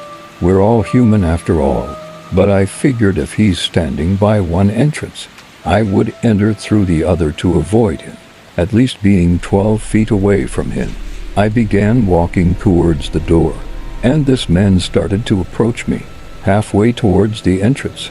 He then stretched out his hand and said, in a southern accent, "Name's Jake, little lady." I didn't shake his hand, but did say hello. He went on to say that he'd seen me before, but forgot my name as he said this. He tried to block my path. I replied, telling him I'd never seen him before, but it was nice to meet him, and if he could excuse me, because I was late for my appointment. He then quickly added, if I could take him down the street to Circle K. It wasn't a request, it was a command. I don't think so, Jake, I replied as I began walking away. I heard him grumble in colorful words. He was talking about how I could just walk away from him. She thinks she can just make fun of Jake and walk away. Yes, he was, in fact, referring to himself in the third person. I pretended not to hear him, but I knew not to let my guard down, because this man was on a mission, and that had me shaking inside. The clinic's lobby was packed, and for a moment I felt safe. I signed in and made my way to sit next to an exit door. Still on high alert, then everything happened so quickly. I pulled out my Samsung Galaxy earbuds and set up Spotify to listen to my favorite podcast and put the volume on low. I saw Jake approach me and I felt my heart skip a beat, but I remained cool and collected. Give me your earbuds. I turned off my podcast, put my earbuds away, and slowly stood up. At this point his voice was louder. I said, give me your earbuds. I don't think so. He then took a step closer, and by now he was aware that I was armed. I was going to defend myself. I gave this man a last warning, and to both our misfortune, he didn't comply. Jake takes 2 big steps, and then sprints towards me, as if he was a football player, and he was going to tackle me. I screamed and prepared for impact. I knew I was no match for this man. I managed to pepper spray him all over the face, causing him to go down as he was falling. He attempted to drag me to the ground with him. As he's screaming in pain, he begins pulling me away, and as I'm looking for the exit I sat next to, I noticed 2 people coming in and seeing the action. They froze in place, blocking my exit, and they got pepper spray residue. All the people just stood and videotaped the incident. The staff alerted security and contacted the authorities. I wasn't gonna be taken down by this monster, so I basically put all 170 pounds on his back as I was screaming like a maniac. Security finally came and handcuffed Jake. Fortunately, I wasn't hurt, but I was rattled and couldn't stop shaking. Afterwards, I went to the bathroom and cried like a child. My heart goes out to people who are not mentally stable, either by choice or by lack of resources. To Jake, if you're listening, you must have thought that I wasn't scared of you, but honestly you terrified me, and I've had nightmares of you since we met. I don't plan on using the rest of my miniature weapons, but I wouldn't think twice to defend myself. So Jake, for your own sake, let's not meet. I'm a 20-year-old female. This story happened when I was about 15 and lived in the backside of a relatively nice suburban neighborhood. My street ended in a cul-de-sac, and my house was one of the 4 or 5 in the circle. When I was little, there was nothing behind the cul-de-sac other than a field with woods. But as I got older, they continued to build onto the neighborhood, and when I was around 14, they started building in the field behind my home. At the time it was just a small, ladder-shaped road with maybe one or two houses being built towards the back. I had a friend I would walk or ride my bike to see that lived on the other side of the neighborhood. I would usually walk down my road and through the neighborhood to get to the other side, to her house. But this newly built road cut straight across the back and cut the trip to her house to almost in half. So, on this specific day, I chose to walk with my little puppy to her house. On this new back road, the road was in construction, so no one was ever really back there, secluded in the backside of the neighborhood, lined by thick Kentucky forest. I had one headphone in through my iPod Classic and was jamming out kind of skip walk/dancing. All ignorant teenagers happy to see my friends, stupidly not paying attention to my surroundings. That's when I noticed that most of the construction crew and trucks were already gone, and saw two men talking to each other by one of the houses. I couldn't tell if they were looking at me or not, and I got a strange vibe from the guys. So I kept an eye on them and clicked my iPod off, pulling my dog a bit closer, and just kept walking. They quickly rushed to a truck parked on the road, parallel to me, and turned it on. They sat there for a few seconds idle, and then pulled off relatively slow. Once I had passed them on my respective street, they went down and turned around on the connecting road, and started to pull up slowly behind me. My "this is weird" alarm started going off, and I'd pick up my pace a bit. They did the same. We both slowly increased our pace until I leaned down, scooped up my dog, and started running at full speed, my heart pounding in my ears. Their truck's front bumper was basically at my heels, running faster than I ever thought I could, the truck still increasing in speed. I cut a hard right off the road and down the steep hill, into a small strip of forest, between this new road and the backside of a few other houses. Down the hill a bit, as I slid on dirt and rocks at full speed, clutching my dog to my side, I heard the truck slam on the brakes right above me. I slid into this thin bush and laid flat. My dog made a whimpering sound, trying to squirm out of my arms, and I covered his mouth and nose with my hand and held my breath. The two men had gotten out of the truck, maybe 10 feet away from me, at the top of this little steep drop-off. I remember staring at the sky through the bush, flat on my back, dead still, as they started to come towards me, searching for me. "Where'd she go?" the one man said to the other. "Shut up." The other muttered back, "Hey," he called, drawn out, almost like how someone would say, come out," while playing hide and seek. I was frozen in this bush in total fear, as the men leaned over the bush, and somehow didn't look straight down. "Honey," he called again, and I stared straight up at his nostrils, the evening sun casting a dark shadow over his eyes, the bill of his baseball hat. "Hell, I don't know," he says, frustrated and quiet, and started to turn around. "Let's get out of here," the other said, already running back up the hill to the truck. I laid there until the truck pulled away, with the puppy clutched to my chest, and I ran back down the hill and all the way home. I ran in the door and slammed it behind me, basically throwing my dog down and turning around to peep out the glass to make sure I wasn't followed. I told my parents, but they said to not take the road to my friend's house anymore. I wish they'd done more, but it was in the past now, right? I hope those guys never hurt anyone or try to chase anyone else with their truck. So weird guys in the truck from my old neighborhood. Let's not meet again.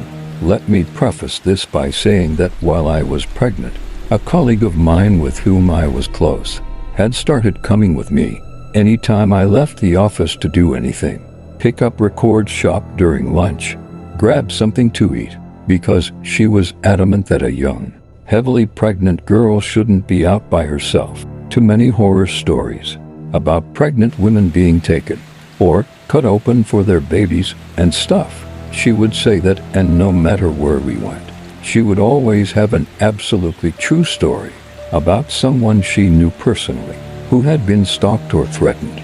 or nearly abducted while pregnant. At the time, I brushed off her warnings as utter nonsense. Skip forward a few months. I was 23 and a new mother, confined at home on maternity leave, and very excited for my first daytime excursion.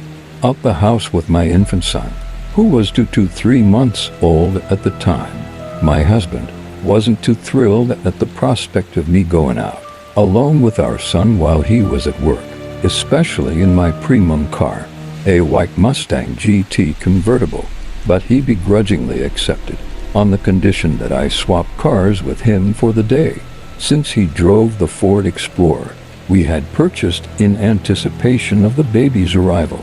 I'd only driven the truck once since we bought it, so I wasn't that familiar with it. Nonetheless, I loaded it up with the stroller, the car seat, a diaper bag, overflowing with nearly all of our baby gear, and a 6-month emergency supply formula, just in case.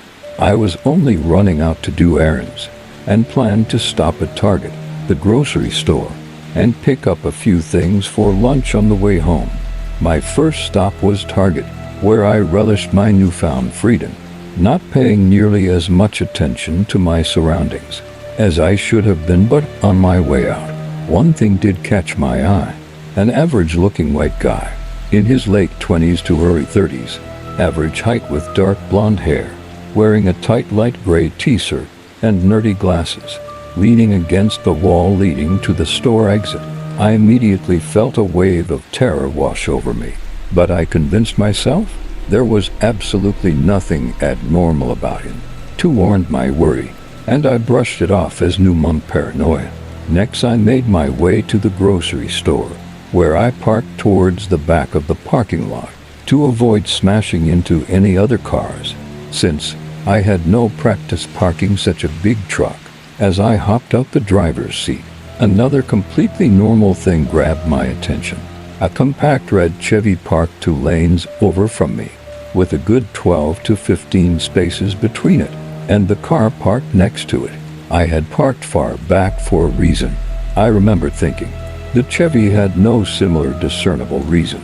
But again, I'm a paranoid mom with an already paranoid nature, so I ignored it. I did make note, however, that I thought the Chevy had parked there before me. I would later realize it had followed me there, but the driver still hadn't gotten out, even though I had pulled in after it, and spent a good 10 minutes getting the baby into the stroller before going in. You would think the driver would have gone into the store by now. Over an hour later, I returned to the truck and scanned the parking lot. There was the red Chevy still parked in the same spot, driver still in his seat. Again, I rationalized that he must have gone in after me and somehow had people finishing just before me. Otherwise, he'd had to have been watching me. And rational people don't think other people are watching them, right?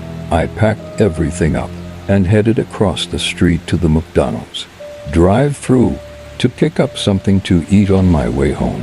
The Chevy was following me, I noted, but while I pulled up to the speaker, he pulled into the back of the parking lot of an adjacent bar and parked facing me.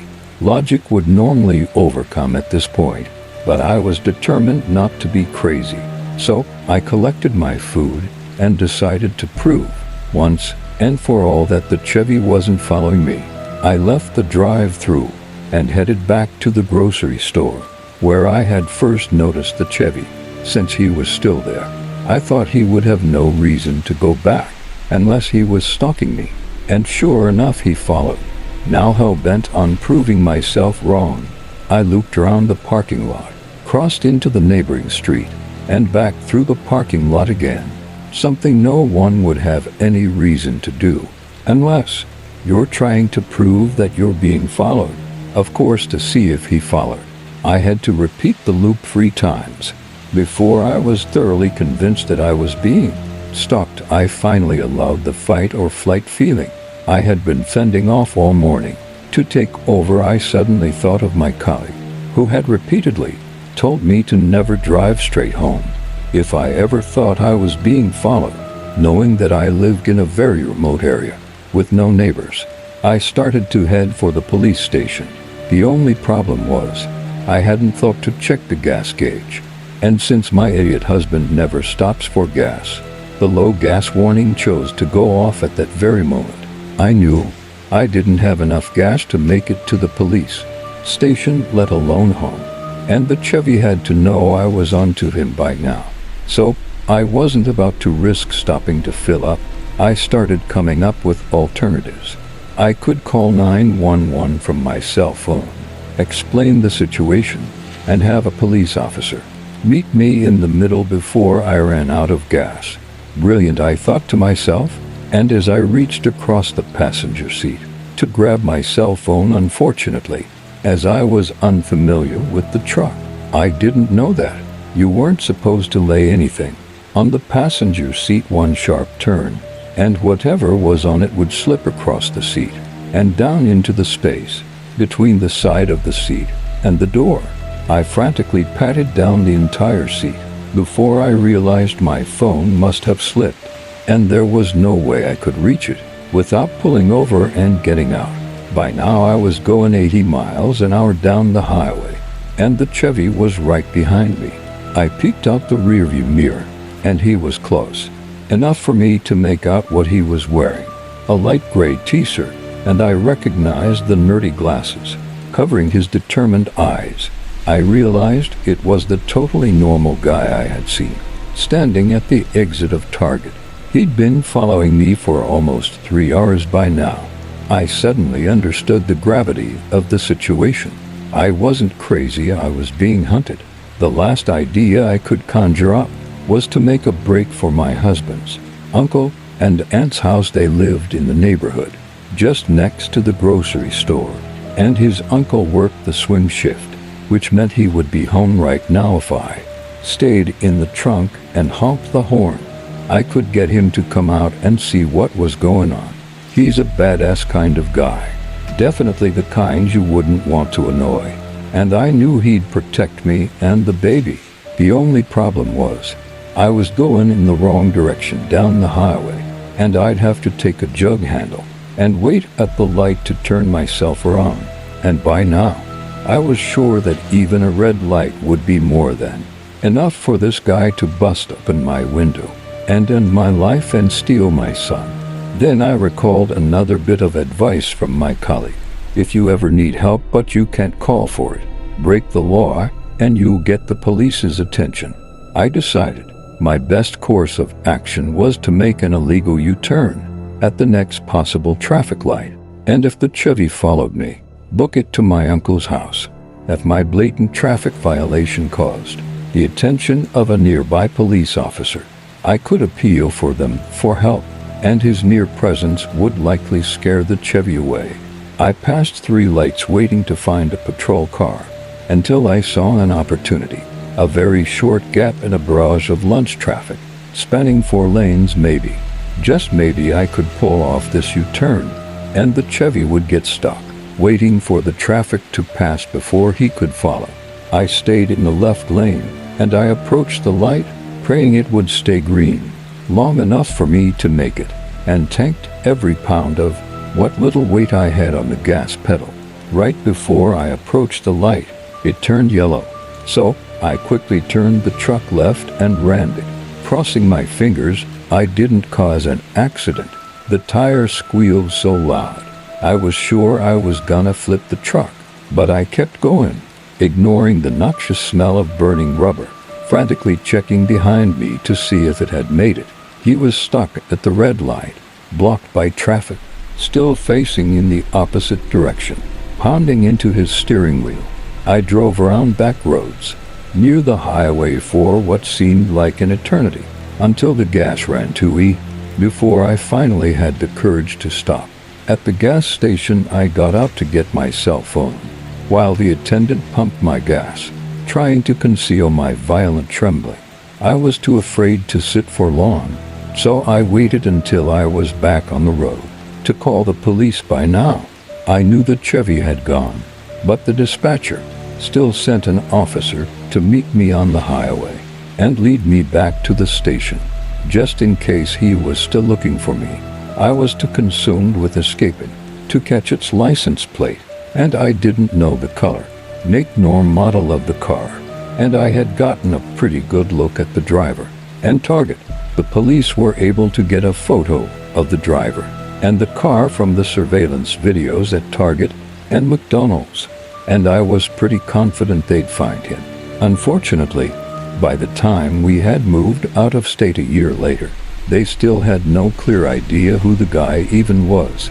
The fact that he was unsuccessful in his pursuit probably bumped the priority of my case to the bottom of the pile, although the police department did spend quite some time investigating, fearing that he had succeeded before, or worse, that he might strike again. I'll probably never know what the guy's intentions truly were. The police, family, and friends have theorized everything from a stupid prank spawned from road rage to an easy rape to kidnapping my son. But I still shudder to think what would have happened had he caught me. And even now, 4 years and 5,000 miles away from the town where it happened, I still check the parking lot of every establishment I visit, just in case he found me and has come to finish what he started. If anything good did come from this, though, is that I learnt my lesson. No matter how crazy and paranoid my husband thinks I may be, I will always trust my gut when I feel like something's wrong. Oh, and now I always make sure to fill up the gas tank whenever it drops to half a tank, so I never have to worry about stopping for gas if I'm ever in a sticky situation again. I'm a 27-year-old male who lives in eastern Kentucky. I work as the head of security for a chemical company. I signed an NDA, so I can't reveal what the company's name is, but I can say that it's a productions plant and warehouse in the middle of nowhere. And when I say middle of nowhere, I mean at least 10 miles from the nearest town.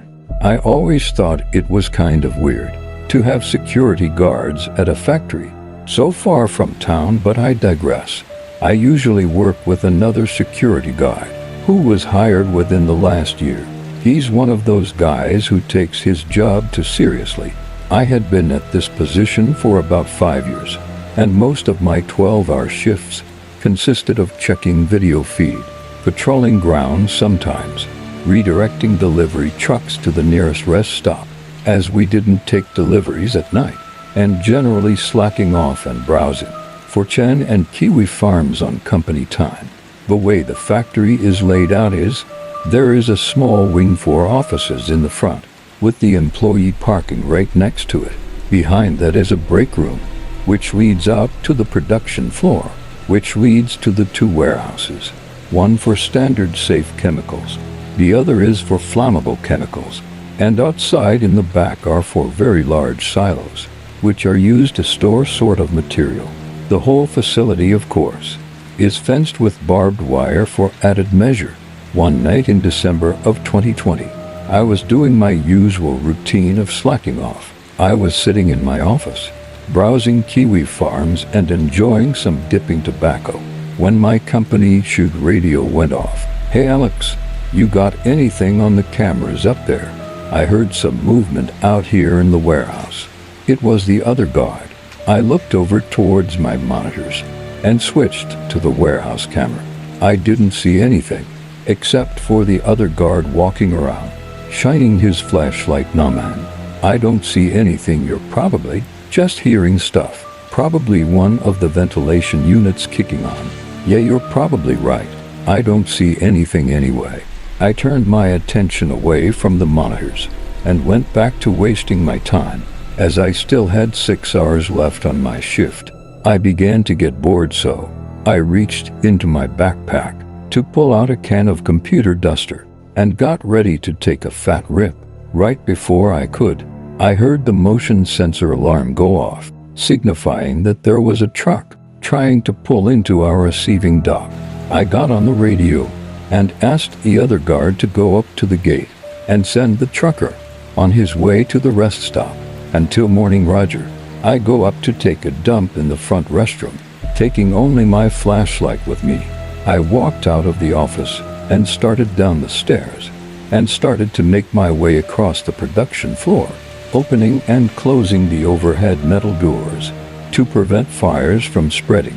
As I went, I shut the last overhead door behind me and was passing the area where all of the forklifts were parked and charging when my radio cracked on.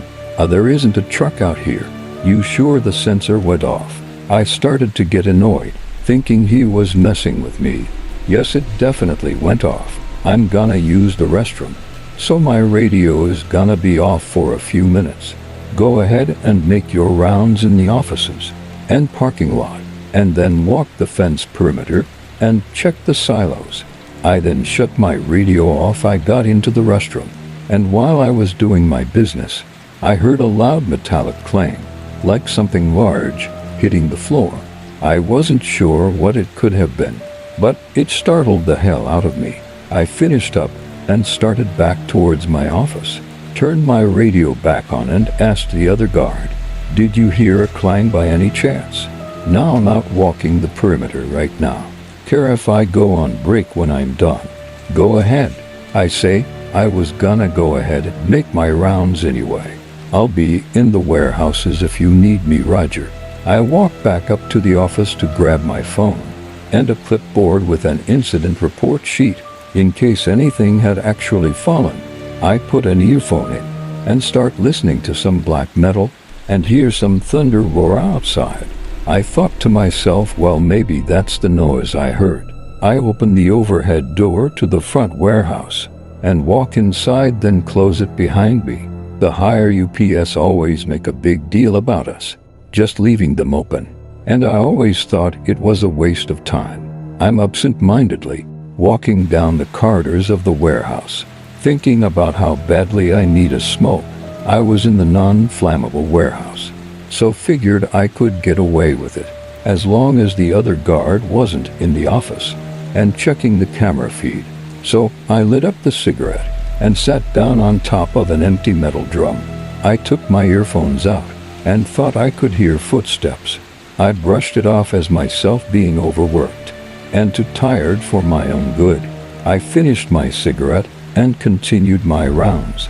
Now keep in mind, this is a chemical productions plant, so there are all kinds of chemicals that have very distinct but not pleasant smells in this place, especially in the warehouse.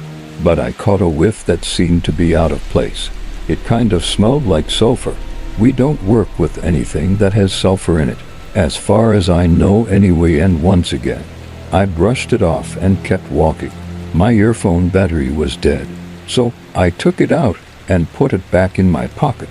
I had finished my rounds in the front warehouse and was about to start in the back one, when after a few minutes I made my way out to the silos to make sure the top hatches were still closed and sealed. When my radio went off again, just the beep you hear before the other person talks. I was waiting to hear the other guard say something, but he didn't. I called back, "Everything good?" but got no reply. I turned it off and back on, hoping that would fix the issue, but still no dice. When I turned it back on, it began making static noises and wouldn't stop until I turned it off. Only when I took the batteries out did it stop, and I once again brushed it off. I made my rounds in the back of the warehouse uneventfully and made my way out across the silos. It was pouring with rain at this point, so I wanted to get done and back inside as soon as I could. The worst part is that the silos are over 50 feet tall. Luckily, the tops are all connected by a metal catwalk. I climbed up the staircase as quickly as I could, made my check and started heading down. While I was walking down, my radio started to crackle again. I thought it was weird, since I'd already taken the batteries out. I get back inside and start making my way back to the office when I hear footsteps. It sounds like someone's running towards me.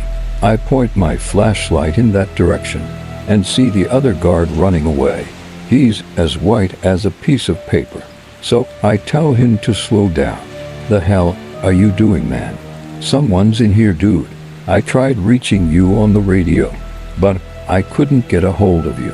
I didn't believe him, but still, I was his boss and still had to hear him out. All right, let's go back to the office. You can tell me what happened. And if we have to call the sheriff's department, then we will. He seemed to take comfort in my words, even though I was really just trying to be polite, to calm him down. We sat in my office, and he relayed his story. When I was walking back from break, I heard someone call my name from outside the fence. I was confused, so I turned around to see who was calling for me. But no one was there, so I kept walking. I got to the office door and tried to put in the passcode, but it was unresponsive, so I used the manual key to get in. After I went to close the door, I felt something stop it from closing, like if someone put their foot in front of the door. I heard someone call my name again, but no one was there. Then the door slammed shut by itself. By then I figured maybe someone from day shift came in to mess with us. But there are no cars. He got cut off mid-sentence by the receiving doorbell ringing. It had to be rang manually and is only there so the shipping and receiving guys know. When a trucker needs to be let in, it only rings for as long as the button is held down, and it rang close to a whole minute. I switched the camera feed to outside cameras and saw nothing on any monitors, and we have cameras at every door. Screw this, I hear, and I turn around to see the other guards stand up and walk out. I'm out here. I quit. I didn't sign up for this. I was starting to get spooked myself because I'd never seen anything like this happen before. I didn't bother trying to stop him from leaving. I just told him I'd make sure the gate was open. Haven't seen him since. I figure maybe if I cut the power and turn it back on, the issues will stop coming up. I walked to the plant manager's office and dig around for his extra set of keys. I found them in one of his drawers and head towards the room with all the fuse boxes and breakers in it. I walked into the small room with all of the breakers and fuse boxes and started looking for anything that could have been the master power switch. After looking for a few minutes, I noticed it had gotten considerably colder. It was normally pretty toasty inside the building, but it almost felt like I was standing outside again. I started to really wonder what was going on and just started flipping switches. After hitting one, everything was cut off. The doorbell started going again though, and I hadn't even switched the power back on.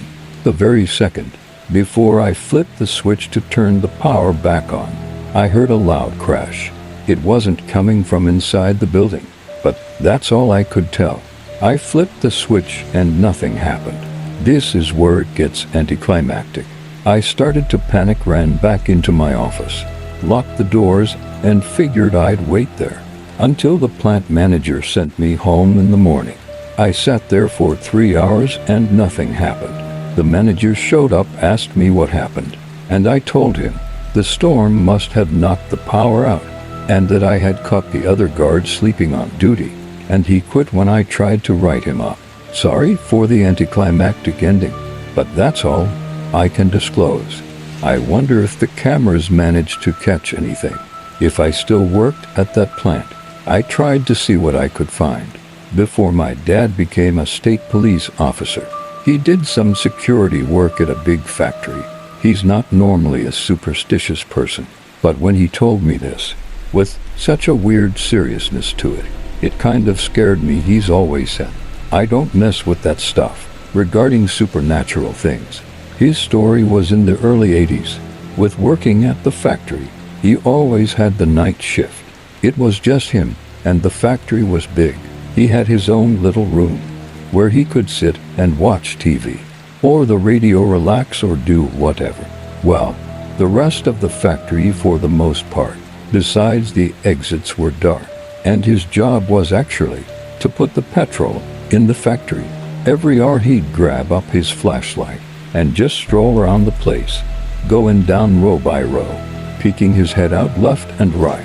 One night, he set to do his usual run with a flashlight in hand, but he couldn't see that.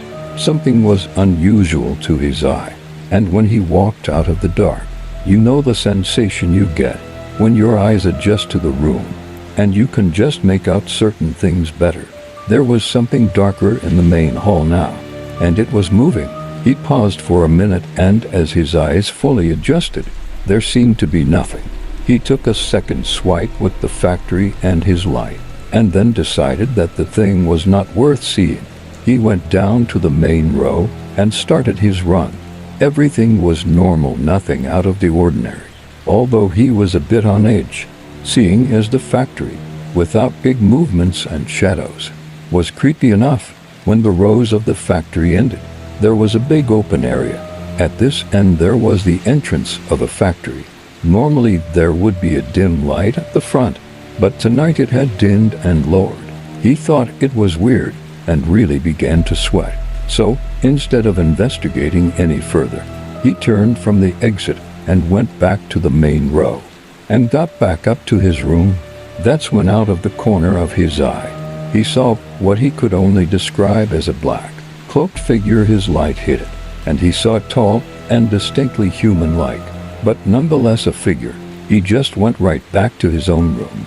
He left the factory and called the owner to tell him he wouldn't be returning, and I don't blame him. I worked as a janitor for a company. We had a contract to clean all the buildings this reality company owned, so they wanted this old-ass building carpet cleaned. It was in a decent area, an old-school part of town. Well, I pulled up and unloaded all my stuff from the van into the doorway. As soon as I got there, I had a really bad feeling, almost like bubble guts. Well, none of the lights are on, except the light that they have to keep the place in, like little lamps and stuff. So I'm walking to the back and turn on all the lights, and the switches are right across from the bathrooms. As soon as I turn the lights on, I turn around to see the woman's bathroom door is cracked, and then it slammed shut. I froze for a good 5 minutes, trying not to crap myself, and debated on opening the door to see what was up. To this day, I still don't know what it was. I just packed up my stuff and got out of there. They never asked about it either, because obviously it didn't get cleaned. This happened around 2002. I moved to Belfast from London, and I would have been about 11. I'm 30 now. I lived in a new area. A lot of houses were being built, and they were all massive and beautiful houses, despite being a terrible area, which I thankfully no longer live in. I'm with a friend called Dave. We're looking for my sister, and we go around the corner from my house, where they are building a bunch of houses, and it's pretty dark. I probably say it's like 10 or 11 p.m. I don't really remember why. We were actually looking for my sister. I don't even think she was around. We were walking past houses that looked pretty much finished. We're chatting, and a guy randomly shows up out of the blue behind us, grabs a hold of me. Dave by this stage is batshit petrified and runs away crying and climbs over a fence. He completely ditches me. The guy is very casual despite being creepy, and I'm not as freaked out as I should be. I assume he's a provy, which is someone who watches the streets. In West Belfast, he's got a hold of me, and it's like when you've been caught in a place you shouldn't be in. I expect him to just be like, "You shouldn't be here at night," while we're patrolling the streets. But suddenly, we go to a house which isn't completely built yet, and nobody lives in it. I'm standing outside this basement-looking house, while he's outside phoning the cops. I assume he's fake calling them. The conversation sounds fake, like he's just trying to scare me. And this is where I really get freaked out now, because on the upstairs, there's this constant tapping sound. It can't be a builder because it's 11 p.m. It sounds like someone is locked inside something and trying to get out. That scared me. It was the speed of the sound, and as if they know I was in the house. It sounded like they were trapped upstairs or something. Suddenly he's off the phone, and he's like, "Okay, the cops are coming to your house soon. Leave now." And I'm thinking, nah, not really. I didn't give you my address. But at the same time I was freaking out, because maybe this guy knows the streets and where I live. So that entire night, I was just looking out my window hoping no cops would come by. And they didn't in the end. And he obviously did all that just to scare me. But why this situation for me is frightening? Because a random guy grabbing a hold of you in the street in the pitch darkness is freaky regardless or not. Whether it's a building site, despite the fact I probably shouldn't have been there. He could have put me in a room and locked the door, had someone torture me or something. I've always wondered why he was there, what he was doing afterwards. I was scared to go out at night in the area, unless I had someone accompany me. Truth be told, there were a lot of issues in the area, and I'm guessing that guy was, like a bunch of other guys, that were just acting like undercover police, since they aren't usually comfortable coming to where I live, since they'd usually get bricked. It comes from the troubles. Looking back though, I think the entrance was blocked off, and we weren't actually allowed there. Considering the situation, I was actually pretty calm compared to my friend, and I have terrible anxiety. I think I just assumed this guy wasn't bad. But again, on any given day, he could have been bad really. This happened when I was about 5 or 6, with my older brother who was around 10. Our family went camping a lot with another family who had a son around my brother's age. My dad was in the Navy, so my brother and I were used to walking around base, to our friends' houses or to a nearby park, as it was pretty safe, so we had no problems going place to place without our parents. I guess that's why our mom let us ride our bikes down to the park. At the campground we were staying at, we had been begging to go, and the park wasn't too far from the spot we were staying at. Of course, at the time, I was obsessed with animals, and my only goal in life was to one day work with Steve Irwin. So I bought my dog along. He was fully grown, but not very intimidating, and definitely not aggressive. He was a border collie blue heeler, black lab, Australian shepherd mix that I loved more than anything. My brother and I play until our hearts are content, or as much as we can, while still holding on to the dog's leash. We stop so my brother can use the bathroom, and I await by the wall outside with my dog. I'm standing there just petting him, and this huge guy walks out. I still remember that he was wearing a black jacket and a gray shirt and jeans, and he had a big beer belly and gray hair. My dog, who had never even looked at someone funny before, picked up his ears and stared at the guy hair, standing up in attack position. The guy stopped right in front of me, and I felt my whole body go numb, and my blood turned cold. I went rigid and pushed back into the wall as far as I could. The man stared into my eyes and stepped closer. My dog was practically rabid at this point, tail up, foaming at the mouth, hair standing up like a cartoon cat, and growling and snarling like nothing I'd ever heard before. The man looked at me for a while, then to my dog. I still remember his eyes brown, but something glossed over. They almost sparkled. My dog stepped towards him, and he backed away, eventually turning and carrying on. My brother came out after the guy was gone, and I told him there was a stranger or something, and he told me the guy had been staring at him too. When he was drying his hands, we decided to go back to the camper after that, and we never told our parents, because we probably thought we'd get in trouble. Stupid, I know, but I was 5. I never stopped wondering what would have happened if my dog hadn't have been there. He unfortunately passed a little over a year ago, and that was the only time he'd ever shown aggression like that in his life. They say animals know, and I believe that completely. I also think now that that guy may have been waiting in the bathroom for kids to show up, and didn't do anything to my brother because he didn't know if there were any adults outside. Then when he saw I was the only person there, he tried to make a move. I'm not sure what his intentions were, but I'm glad that we didn't meet again. My name is Gary, and this happened to me in my senior year of high school.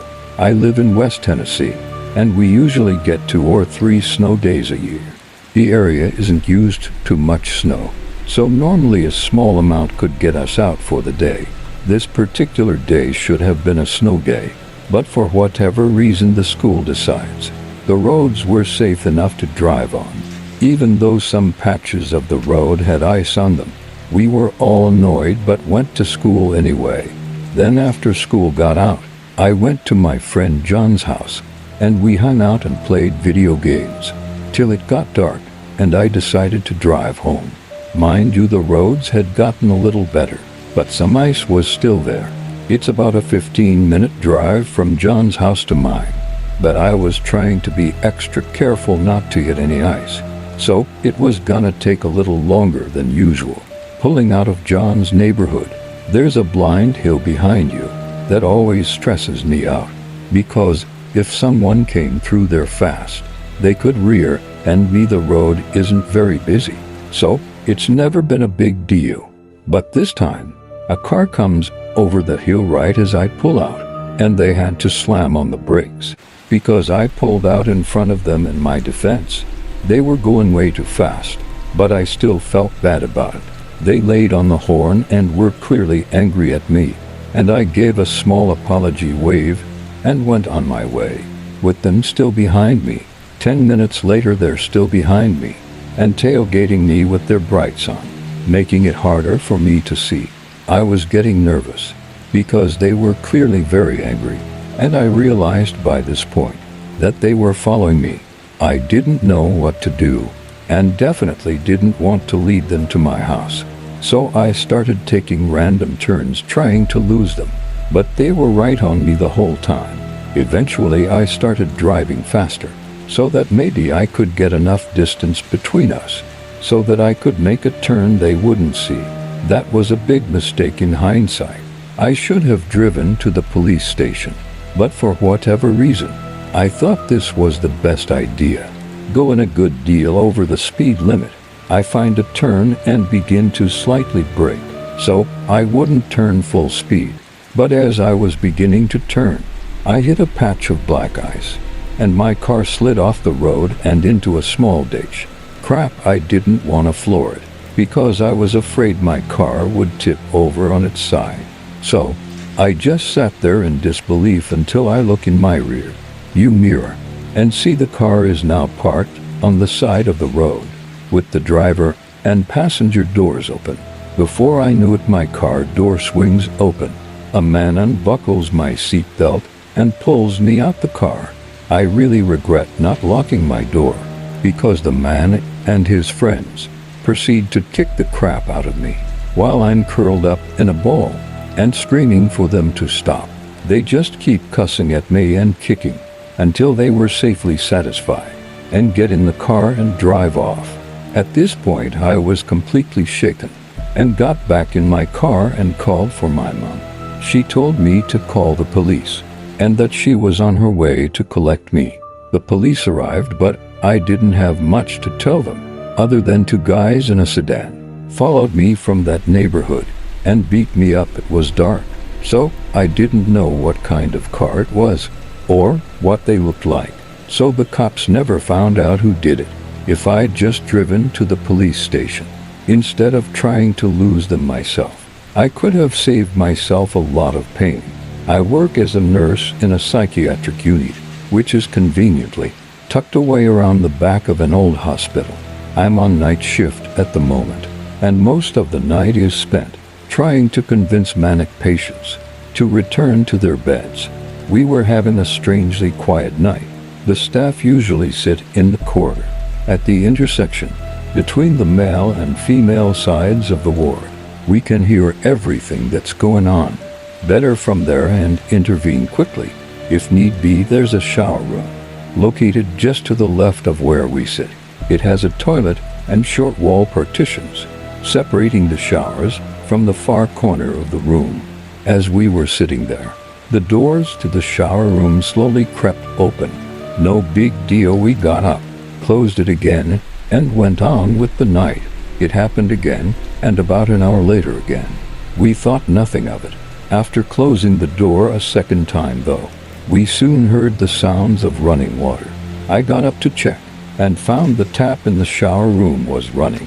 I thought it must have been faulty, but when I tried to turn it off, it spun easily and stopped running water. Feeling a little freaked out now, I checked around the partition of the shower, in case a client was somehow hiding there, but there was no one. When I turned to walk back, I felt a sudden chill on the back of my neck and heard what sounded like gas hissing behind me. I glanced back around and checked the shower, which seemed to work fine, and just assumed there was trapped air or something happening. The next night we were sitting in the same place, and again, it was an unusually quiet night until around 2 o'clock a.m., when we heard a massive bang and then a dull thud, as if something had hit against a wall and then slid to the floor. The noise seemed to be quite close, and we hurriedly looked through each dormitory and individual patient's room, expecting that one of the patients had fallen. But everyone was still soundly asleep, apart from one patient who told us she had trouble sleeping the last few nights and asked to watch some television in the sitting room.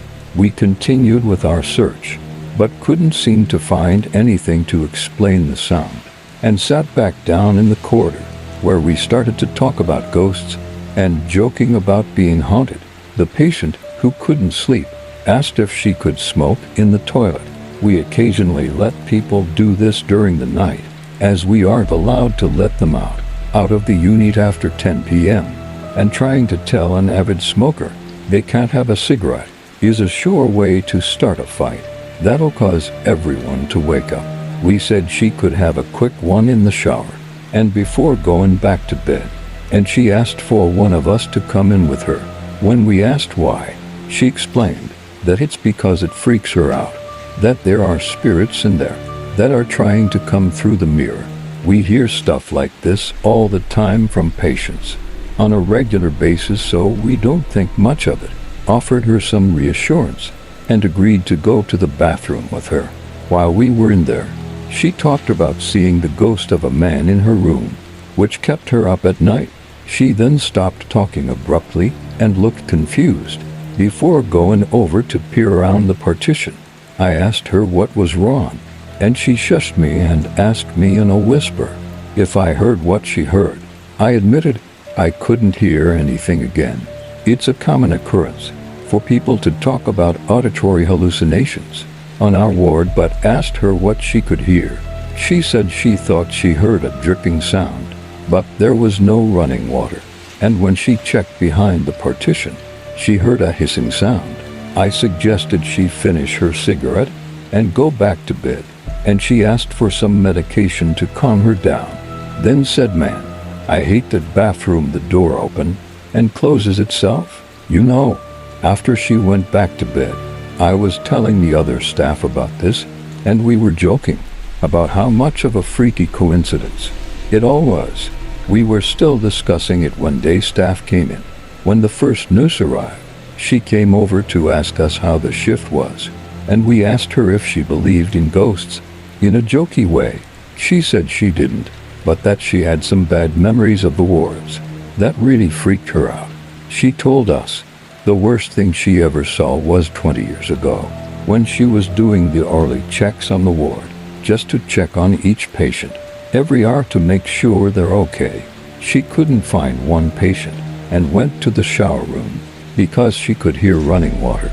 She checked around the partition and found the guy lying dead in a pool of blood in the shower. He had hacked himself to death with 2 blades, an obviously very unwell man. The nurse told us that ever since that happened, a few times she's gone into the shower room and felt a sudden rush of cold air. It was like someone was trying to run past her. I was on night shift when this following story happened. There's usually skeleton staff on over the night, 2 trained nurses and 3 or 4 nursing assistants. We had a patient with an eating disorder on the ward. At this time, she required constant observation to make sure she wasn't micro-exercising or purging. At night, we'd usually wait until she'd fallen asleep and then position a member of staff just outside the dormitory she shared with 3 other patients, so that patients had a little more privacy to sleep throughout the night. Our ward is in a T shape with a male corridor and a female corridor at either end, and the nursing station at the center. We all sat at the center of the T-junction, so we could see and hear down each end of the corridor, and we had one member of staff sat outside the female dormitory at the very end of the female corridor. The chair the staff member sat on had its back to the fire door at the end of the corridor, facing along towards us. We all took turns sitting there. Overnight, it was a fairly quiet night, with all patients sleeping soundly, a rarity in most cases. We usually had whispered conversations in the corridors amongst each other just to keep us going, and on one occasion I was sitting on the observation, chatting with a colleague when she looked up behind me. Confused, I asked her what was up, and she said she thought she saw someone moving on the other side of the fire door. There was a small round window on the door, looking out at the trees and path leading around to the bins and back of the unit. I told her to stop creeping me out, and we laughed about it, talking about the last night we had when all this stuff happened. When she looked up startled, she said she was positive something moved past the glass, and she dared me to get up and look outside. I was in the middle of not so politely declining this request when I heard a thud on the fire door behind me, like it had just been kicked. I froze and we exchanged looks of horror, just as there was a very gentle knock at the door. Needless to say, we both freaked. I jumped out of my chair, and she came hurrying towards me, both of us full of nervous giggles. It took some persuasion from both of us before we managed to go and look out the window. Of course, there was nothing there. The night went on and we continued to joke and speculate about what we saw and heard. She bought a chair up to sit next to me outside the dormitory for emotional support, and I insisted I wasn't gonna look out the window for the rest of the night. A few hours later, someone else was set on the observation, and I was chatting in the middle of the junction with another nurse. One of our colleagues steps out of the office at the junction, looks up at the corridor and gasps. She pointed at the fire door and said she was sure she saw someone with a pale face staring through the window. Before it vanished, a new round of speculation started as we theorized as to what it could be, when the door to the female dormitory burst open and a patient came stumbling out of the corridor, running past the nurse's assistant on the observation and straight to the corridor at us. She looked terrified and half asleep, so we assumed she was sleepwalking.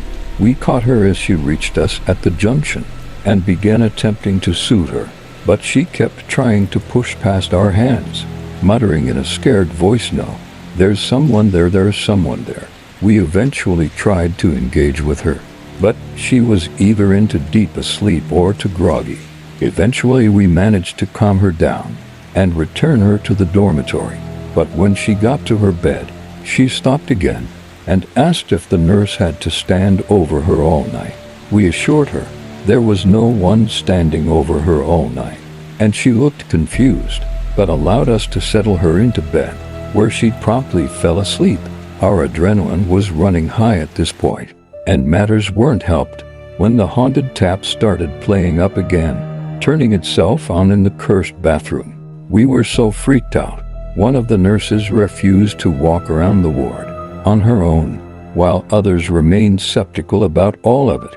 It was maybe a week later when we were back on shift, when we had the same setup, with one member of staff sat alone at the observation, and the rest of us in the middle of the corridor, when a nursing assistant, who hadn't been there the first night, stepped out of the office behind us and shouted, "Who the hell is that?" She was loud enough to make us all jump, and we looked down the corridor to where she was, pointing at the fire door, and a poor pale, freaked out staff member sat in front of it. The nursing assistant then explained that, as she had stepped out the office, she had glanced at the fire door and thought she saw something white shining in. She then did a double take and realized it was a pale face of a blonde woman pressed up against the window. The nursing assistant said that she had shouted, and the face dropped down, as if the person or whatever it was had fallen. We all went together to peer out, and of course, there was nothing there. I called the site manager. There was always one manager on call at nights to handle any big issues, and suggested there may have been a person going around the building, looking through the windows. She didn't seem that concerned with the story, and just suggested that no staff leave the building until morning, which is a typical rule anyway. Of course, a paranormal encounter isn't the only explanation for this. A living, breathing person going around, staring through our windows was creepy enough, especially since the fire door didn't have a lock and was often blown open by the wind.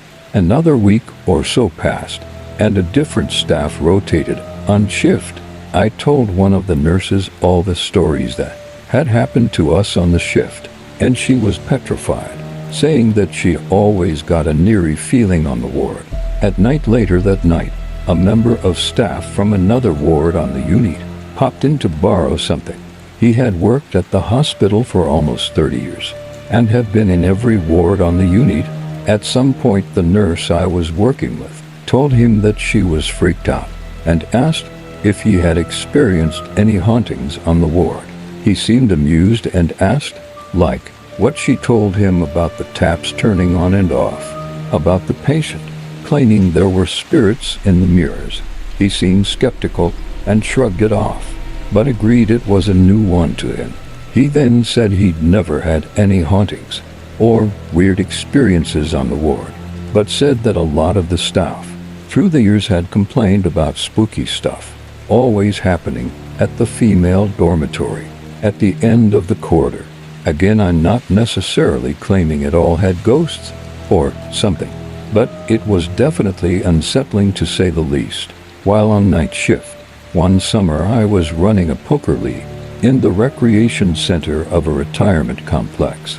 The property was built on land where my friend's grandfather used to have a flowery nursery many years ago. Despite it being brand new, it was a seriously creepy building. My skin would just crawl. Just being there, lights would flicker. It was cold all the time and it wasn't comfortable. You could just feel something was there. One night after the place had left, I was hurried cleaning up, so I couldn't get out of there as fast as I would have liked to. I was ready to go and was halfway to the door when I realized I'd forgotten my keys and was heading back out when someone cleared their throat in my ear. It sounded like a man. It was deep and directly in my left ear, unmistakable. I bolted, left the doors unlocked, lights on, jumped in my car, and drove home to get to my boyfriend at the time. He came back with me and checked the place out, and there was no one there. Months later, I caught up with a friend whose grandfather had owned the nursery. I told her the story of the night and how scared I was. She looked at me like I was pulling her leg and proceeded to tell me that when her grandfather had passed away, her aunt had come home for the funeral. She insisted on sleeping in his bed for the night, and when she woke up the next morning, she told her family how she had heard her father clearing his throat throughout the whole night. I worked the night shift at a live and drug rehab. We have kids newborn to 6 years. I was shampooing one of our daycare members and had the door propped open with a heavy metal chair. One of our children, an adorable little blonde girl in a white dress-style nightgown, had come out of her room and was under the chair. It was around 3 o'clock a.m., and I yelled at her to get her little pup back to bed. She giggled and ran down the hall. I turned off the machine and followed her, but didn't see her. I went into her and her mom's room to make sure she'd gotten to bed. She was in fact already in bed, fast asleep in matching shirt and pajama pants. There's no way she could have got changed that quickly. I'd recently gone back to my home state for a visit.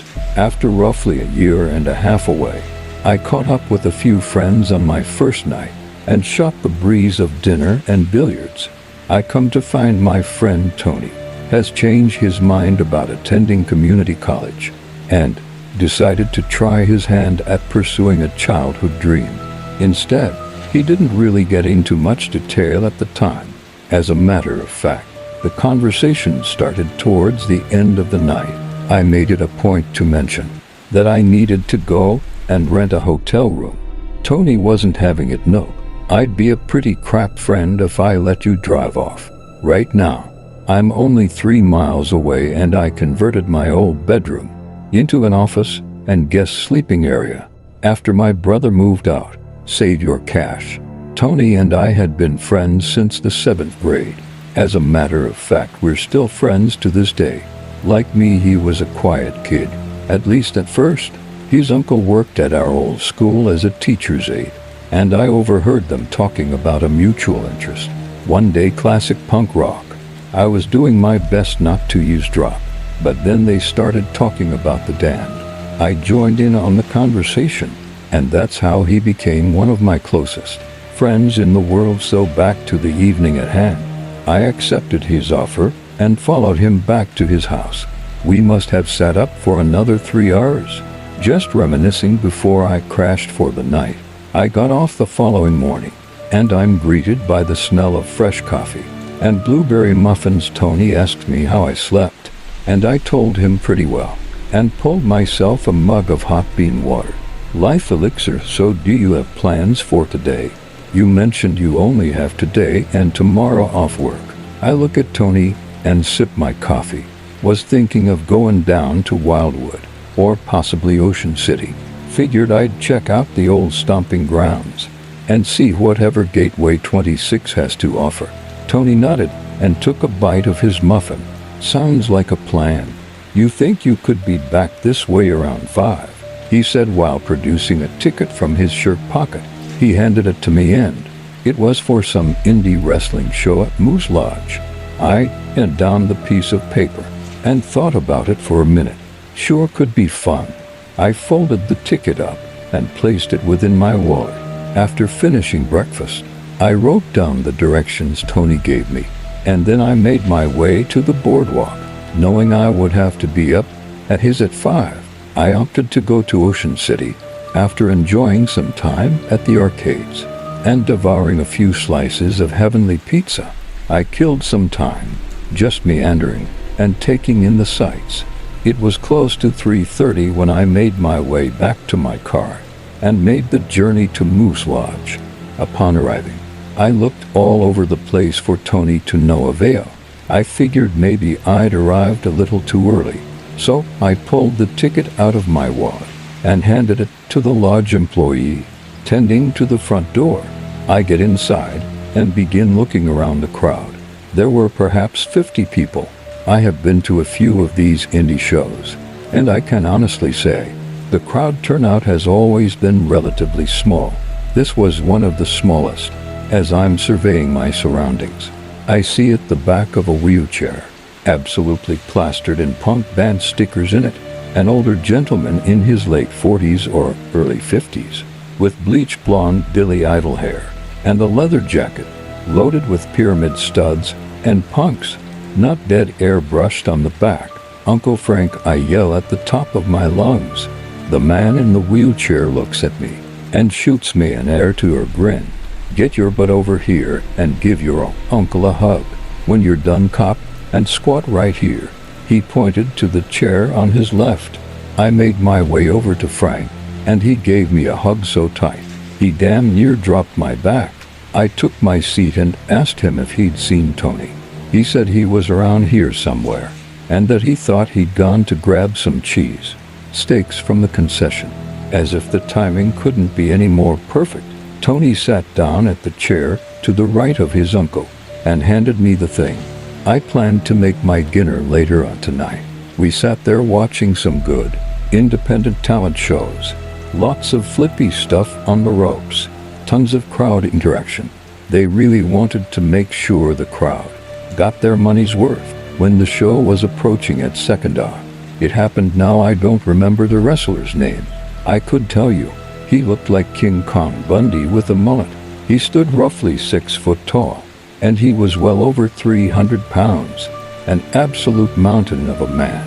His opponent was some kid that was maybe 21 years old and looked like he weighed 170 pounds.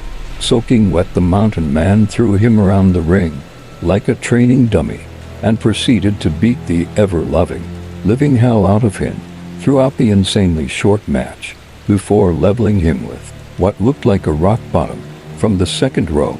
12-3, the match was over.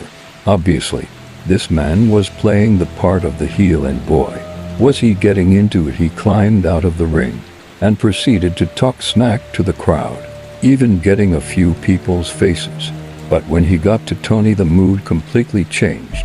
Things stopped being entertaining. Now, if you humor me for a moment, let me just say I stand at 5'9", and at the time I weighed 180 pounds. I'm not a big guy, never have been, and certainly don't look my age. This was probably my one and only saving grace. This guy gets in Tony's face, and he shot the big guy a look back before telling him to go piss off. Big guy takes offense, slapped Tony's disposable cup of Dr. Pepper out of his hand, splashing it all over his uncle. In the process, Tony goes over the makeshift guardrail.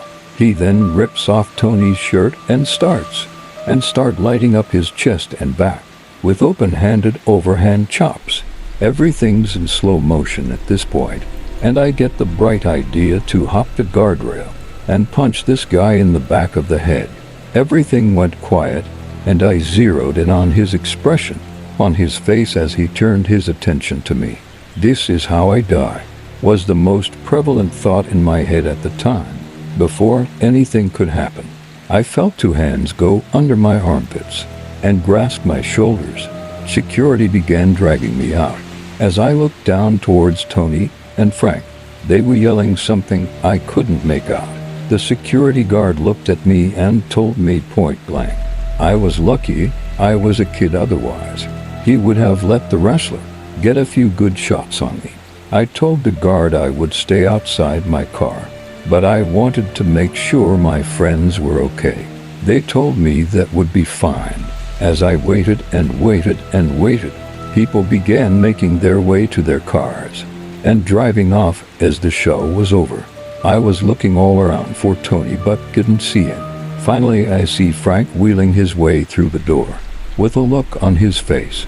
I couldn't quite pinpoint what it was supposed to mean. It was something between bewilderment and fighting the urge to laugh. Why, you know how to milk this old New York punk's heart.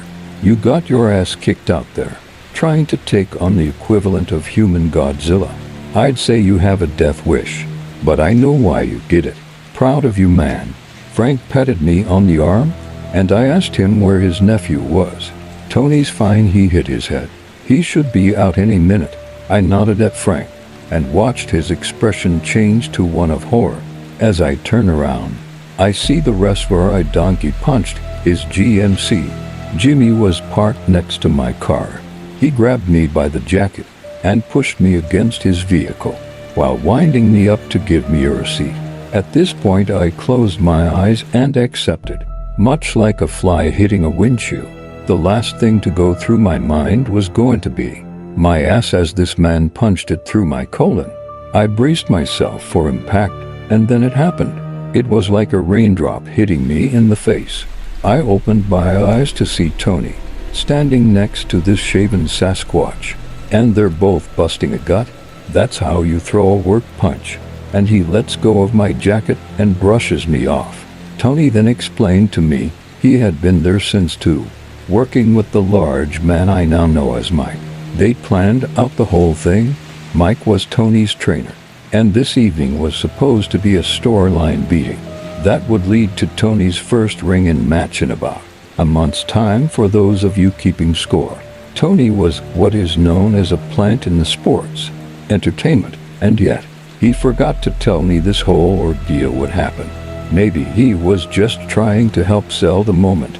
Maybe he genuinely forgot, but I honestly can't say. That was one of my brightest moments. Tony followed his childhood dream for a little while. I'd like to say about 4 years, but unfortunately, indie wrestling shows don't really pay the bills, and they take a huge toll on your body. Today he works as a 911 dispatcher. Occasionally we talk about his wrestling days and glance over it every now and again. Mike, you human horror movie with a weird sense of humor. Should we ever meet again? I honestly hope you buy me a drink after all that. And thank you for not turning my innards into outards. Just dumb kid stuff, right? I work the overnight shift at my local hardware store. Let's call it Gnome Depot for anonymity's sake. Every so often in certain areas, there will be some weird things that happen, such as boxes falling off perfectly flat carpets, products that will fall off their hooks, disembodied footsteps, some faint voices, and an uncomfortable feeling of being watched. Also, there's sometimes a faint smell of perfume coming from that area, while some of it could very well be other associates.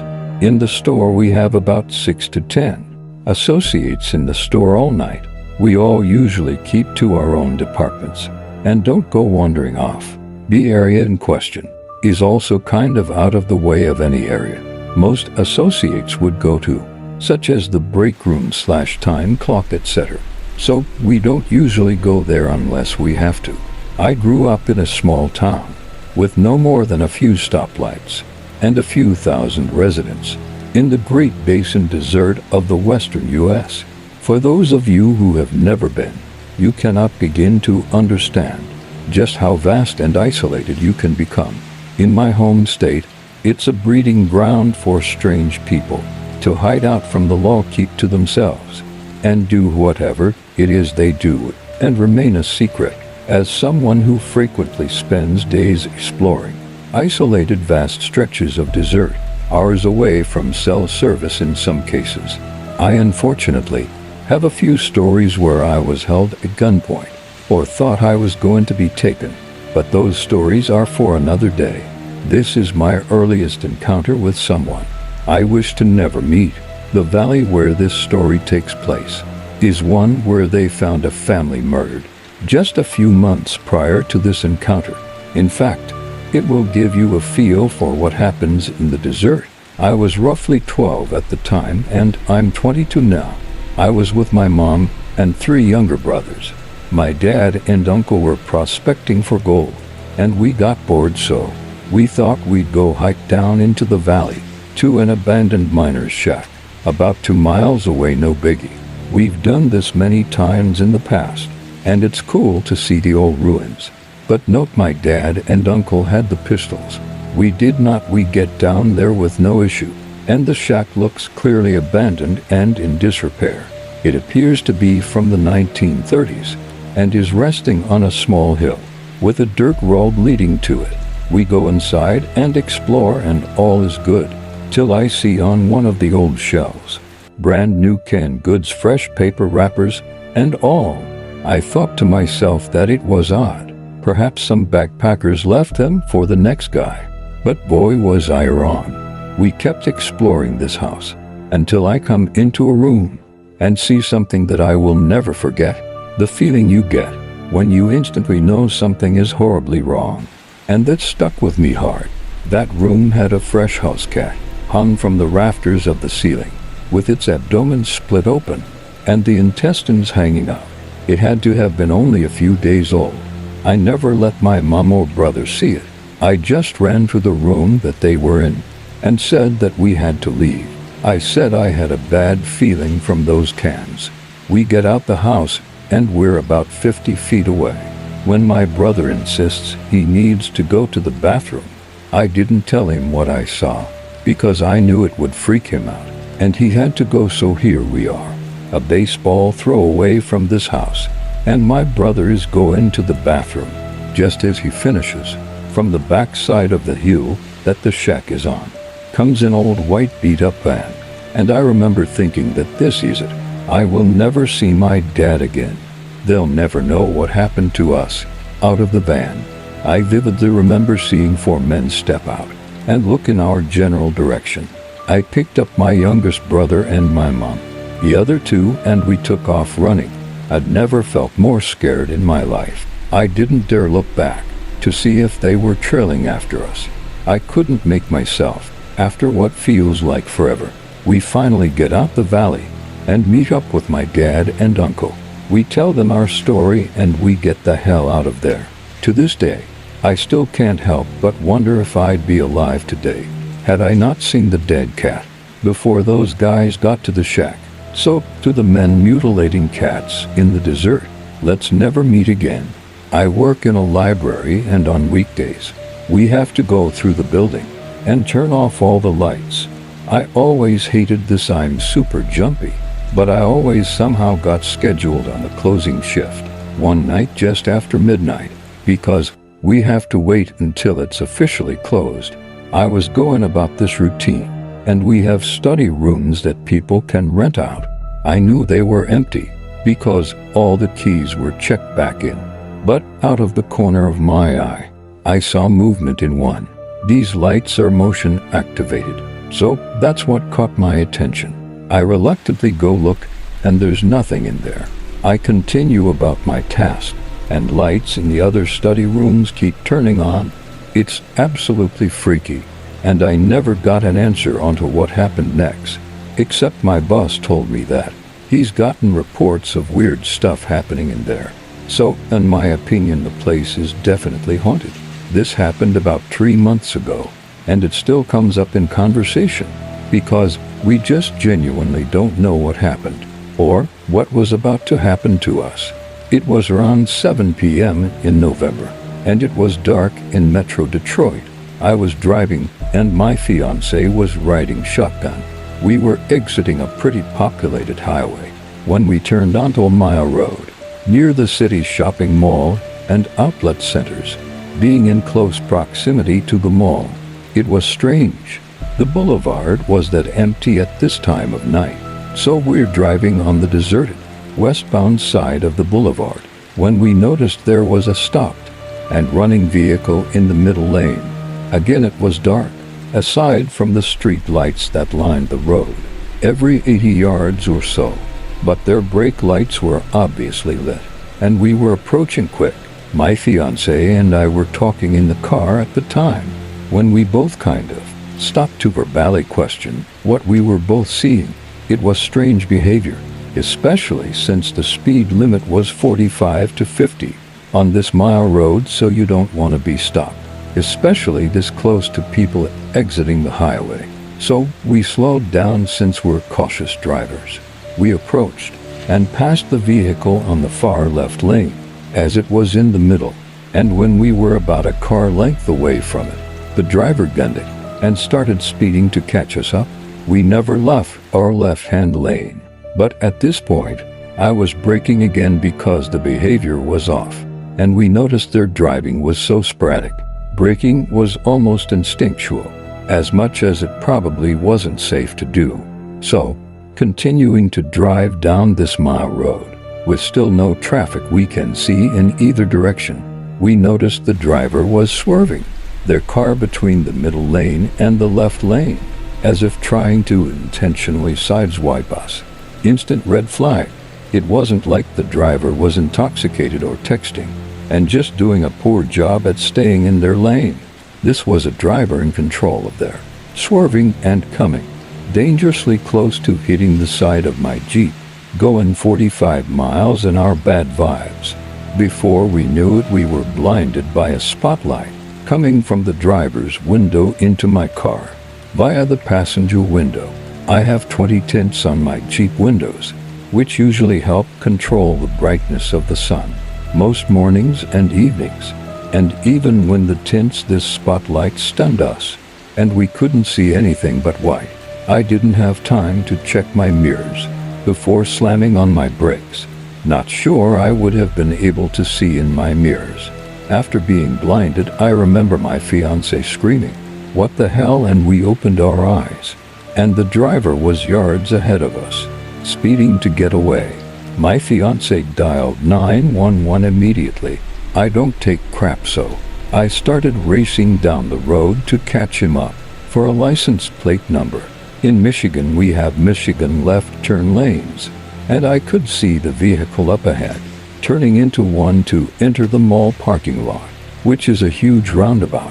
The roundabout speed limit is about 25 miles an hour. with frequent stop signs and intersections. My fiancée connected with dispatch on the phone as I was trying desperately to catch up to this vehicle. They were blowing red lights and stop signs inside. Dispatch recommended we don't follow, but I kind of did anyway because I was really upset and committed to grabbing their plate number, but from a safe distance and at a safe speed. No way was I gonna tail this person when I didn't know if they had a weapon or something. Long story short, this driver knew we were following them, and they were speeding through the roundabout, cutting drivers off and blowing intersections when we lost sight of them. At this point, the police said there were cops in the area that were already on their way, looking for the vehicle we described, and that we should leave it to them. We weren't gonna jeopardize our safety and the safety of other drivers just because I was angry, so we stopped our chase, but still crossed an intersection into another shopping center across the street. When we saw the driver enter, we figured we could prowl instead of chase in case we saw them again, but we never found the car, never found out who the driver was, what his motives were, or if the cops found him. We knew he was a male because we saw him through the driver's side window before he blinded us. White male, dark ball cap. He drove a dark sedan, looked like a new Ford Fusion. It was a close running, and I'm not sure what would have happened if he'd have successfully crashed into us on that deserted mile road, or if his spotlight had successfully veered my car off the road to the dude who scared the crap out of us and took away our eyesight while driving a moving vehicle. Let's not meet again. I work in high-end security. I was protecting a client's residence and was alone on the property in the guard shack. The guard shack is a small building close to, but detached from the main mansion. It was around 1 o'clock a.m., and the building was locked tight and armed. I received a phone call from the house line, coming from the staff room. I answered the phone and there was nothing but silence. I immediately went to the area and found the room empty. I swept the area and that floor of the house, but found nothing. I went back to the shack. 5 minutes later, I get another call on the phone from the house, this time from the spooky basement. Nothing on the other line, just silence. I loaded around in my gun and went into the basement. I checked every corner and then every inch of the house and found nothing at all. It never happened again after that. That house creeped me out, and most of the other security agents also had spooky happenings there. I am an armed uniformed security officer in my city. Well, 2 years ago, my company was providing services for a motel named The Nights, and the motel was preparing to shut down for a massive remodel, as well as code and structural updates. Now the motel was previously two separate motels, but when the Nights bought it, they merged the properties into one. During nearly 20 years of running between both of the original motels, they saw some rather negative events. This location just happens to be within walking distance from the county jail, so when a number of persons were released from custody, they found their way over to this motel. Over the years, murders, drug overdoses, and suicides were all reported on this property. All these dark events left negative imprints on these grounds. Fast forward to when I worked on the property during the overnight hours, and the 3 events during these separate shifts. I worked on the one I responded to as a cover officer.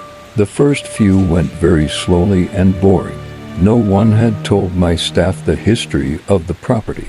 At this point, well, the second to last week of operation, I was helping the on-duty night order to prepare the morning breakfast bar, and the kitchen was in part of the building where a long shut-down restaurant once was.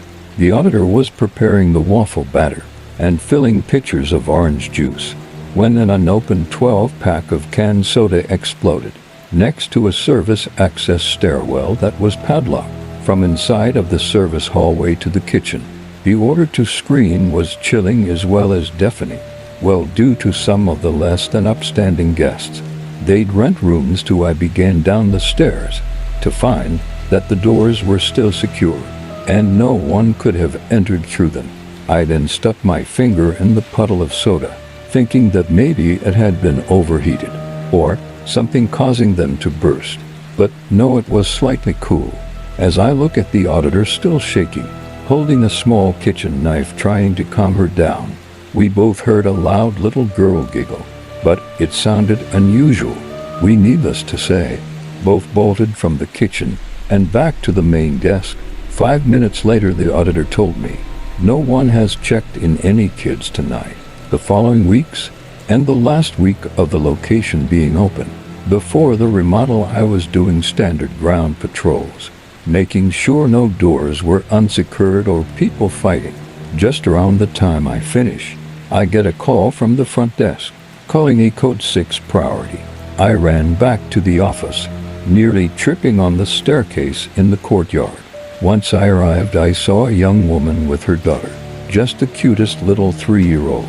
The mother was crying uncontrollably, but managed to tell me her husband was not himself, that after nearly an hour in the room, he pulled a knife out of nowhere and started wildly swinging it in the room and at his wife and kid.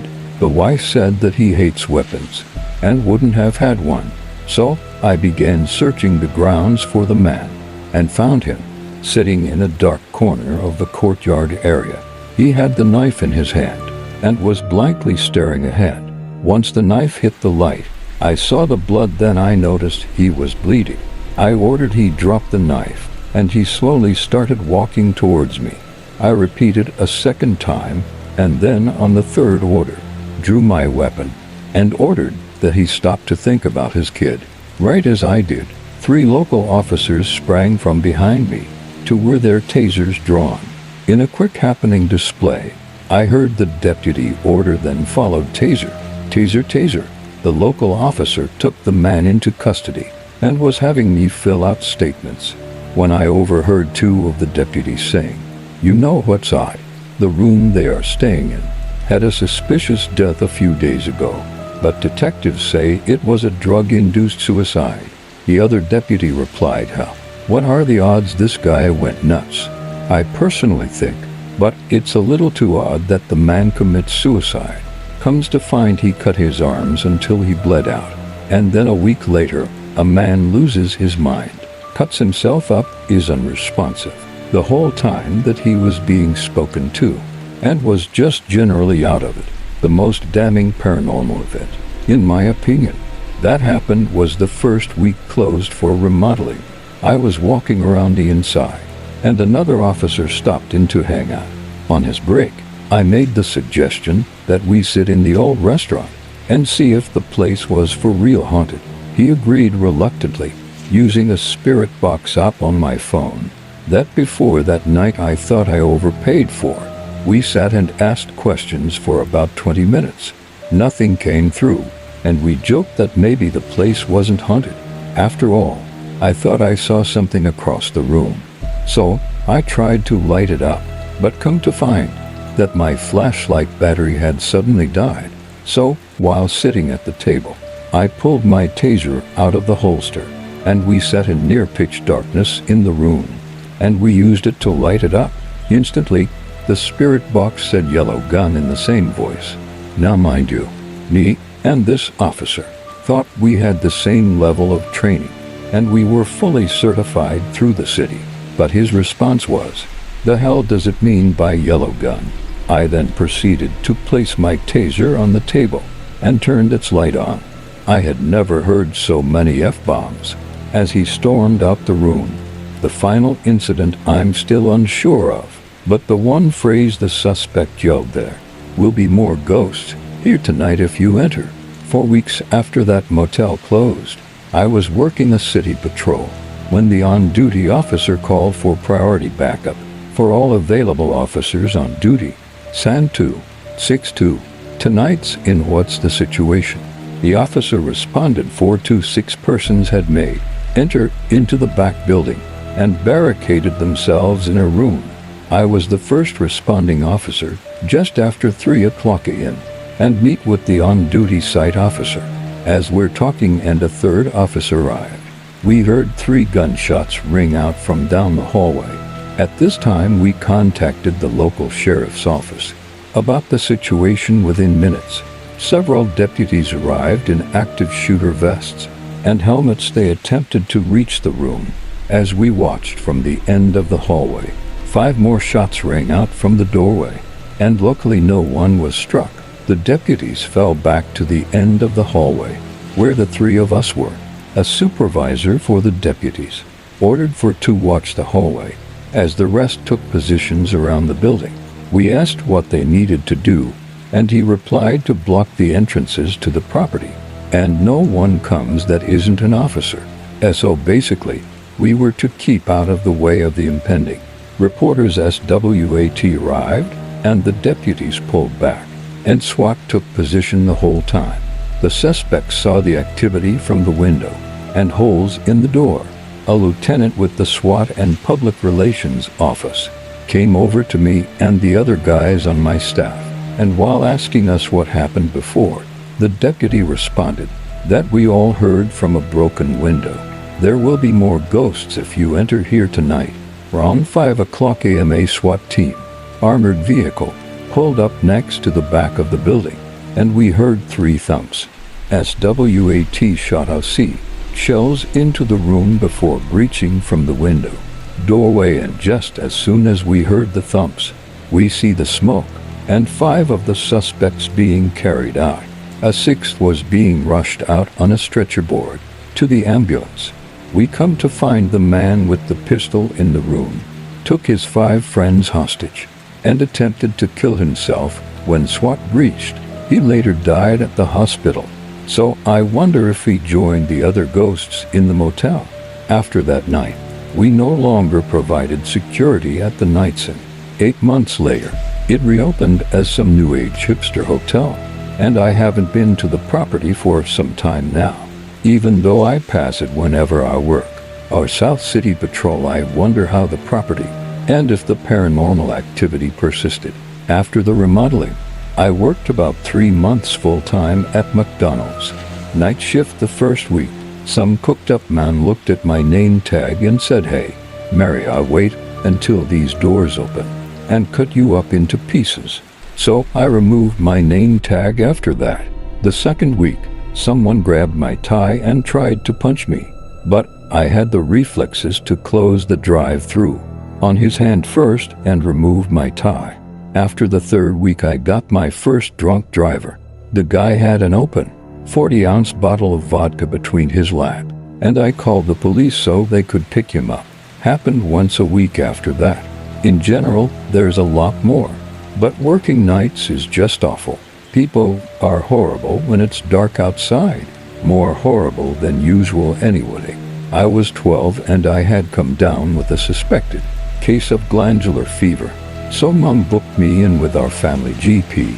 Mom loved him, since he had delivered my sister 8 years earlier, and we had been seeing him ever since. Mom and I are in the waiting room.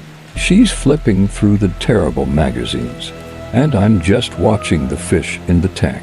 The receptionist pops her head out and calls my name.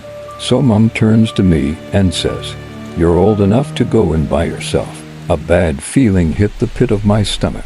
I shake my head and insist she comes with me. There was never a nurse or anyone else present during appointments, and there was no way I was going in alone. Now, nothing weird had ever happened with our doctor before. He was always professional and kind, but this time I felt uneasy. He was checking my lymph nodes for inflammation.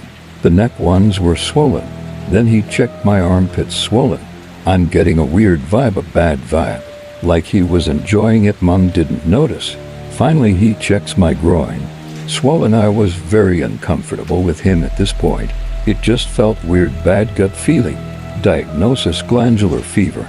We left, and I didn't say anything about the experience. But a few months later, our doctor abruptly left the practice. The new doctor was a lovely lady, and I breathed a sigh of relief to see him gone. 4 years later, Monk comes into my room. Remember Dr. Gardner well? He's in jail for molesting his friend's kids. while they were all away on holiday. She tells me with surprise no. I relate my experience to her and she was shocked. She had no idea that was weird in itself, as Mom has had weird premonitions over the years. So glad. I insisted that Mom accompany me with the pedo doctor. Could have been a lot worse than just a bad gut feeling. I worked overnights at Walmart. The parking lots were always empty, beside the random, once in a while dudes who would park up and sleep. One night I was chilling in my car on my lunch break when I noticed some headlights turn on behind me. They stayed on for a bit then eventually turned off. But when I looked up I noticed there was no car, not even pulling out or anything. I was terrified to go back inside, thinking I was just gonna get swooped up and kidnapped. So I sat there for the rest of my break, looking in all directions to make sure I wasn't going crazy. But I never saw the car, only the lights. I still think about it randomly, and my boyfriend tries to write it off as maybe it was street lights, far in the distance, making it look like it was right behind you. But no, it was like 10 feet behind me, as if someone had pulled up a light, then poof, just gone. I wish I could explain it. I'm a 15-year-old male, and I live in an apartment with my parents, younger brother, older cousin, and grandfather. However, all of these people had gone over to a party, which because of tuition I couldn't attend. Now, one thing to bear in mind is that I'm a huge WWE fan. Anyway, I was coming up the elevator, which was on the far end of the hall, and as soon as the door opened, I saw a man at the other end, probably around 5'10", just as tall as me. He was wearing a mask, but the creepy part was that it was a mask with devilish goat horns. Now my house is right in the middle of the lobby, and I'm pretty spooked by his mask. But hey, everyone has to wear one, and maybe he's being creative. But that all changed when he tilted his head, and from a back pocket, produced a vicious-looking knife. You should know that. We are both at the end of our respective lobbies. He hadn't moved, and my ass was about to move hard. I ran and tried to get to my door before him, but he was surprisingly fast and able to cover a similar distance to me. When I realized that I wouldn't be able to reach it first, and that I would still need time to unlock my door, that's where my WW comes to save me. As I see he closing in on me, I hit him with a move called the spear, which is basically running into your opponent's belly with your shoulder. He was coming pretty fast, so I took advantage of the speed and crashed him with the spear. I then quickly opened the door and locked it. I called my dad before the police because, well, I don't know why, but of course by the time that they reached him, he was gone. It still terrifies me to think what would have happened if I hadn't have trusted a wrestling move with my life. Every weekday, I would wake up early at around 5 o'clock a.m. for a morning workout, then head to my job. Generally, I would leave my house around 5:30 because my morning drive took about 25 to 30 minutes, giving me enough time for 2 hours before I needed to leave before my shift started. Most of my drive was just me putting loud music on, trying not to fall asleep, and it being a freeway before 6, almost everyone was going at least 10 miles an hour over the speed limit. I'll drive most of the time on a main interstate before turning off onto a smaller highway, which I would only use for a mile or so. This highway was 3 lanes on each side. People also drive fast on here, but usually not more than 75 miles an hour or so. And while you get some unsafe drivers in the morning, most people aren't swerving erratically. The highway runs north to south. An on-ramp from a main street becomes a lane. Then there are 2 entrances from the freeway. I would take that every day, one from the eastbound side and one from the westbound side. I hope that makes sense, but basically, I got on from the eastbound side, right, as 3 cars from the westbound side are entering. One was sort of a orangey sports car, and the other 2 were identical gray sedans. I don't remember exactly what make or model they were, but I remember them being fairly uncommon. Not a sedan you see plenty of times a day. The orange car was sandwiched in between the two. These guys were going at least 80. The orange car would change lanes, and the car in front would cut him off, while the other behind would change lanes to remain behind. They kept this up the entire time. I was on the highway near them, weaving in and out of cars, not slowing down before I pulled off at my exit. This could be a complete coincidence in some horrible drivers, but I definitely got the vibe that the driver of the orange car was trying to get away from the gray ones. Maybe it was extreme road rage, or maybe something more sinister. Regardless, gray car drivers, let's not meet. I used to work as a corrections officer, and I have plenty of really creepy stuff that happened over those 5 years. But this is by far my favorite incident. I was assigned to the single-man cells wing of the jail, which is basically solitary confinement for inmates who are being punished for breaking rules. Within the jail, at around 5 o'clock a.m., medical call for all inmates that need medication to be escorted from my wing to medical to receive their meds. I pull out two guys, restrain them, and instruct them to face the wall and await the guard who will be escorting them. As the three of us are there, I begin to hear a woman crying. I was new to the jail and didn't think anything of it, so I'm just listening to this woman cry when I slowly start to realize a few things. There are no females in this wing, nor in any other wing where the men are. The female wing is down the hall, sealed tight with about 3 doors. In between the hall and the actual wing, there is only about 2 other males in the wing, who are asleep aside from us 3. I look up at the inmates and notice they have this kind of smile on their faces as they're watching me realize what's going on. And I ask them, do you guys hear that? One of the inmates responds, almost every night, boss. They went on about other things that would happen in that wing.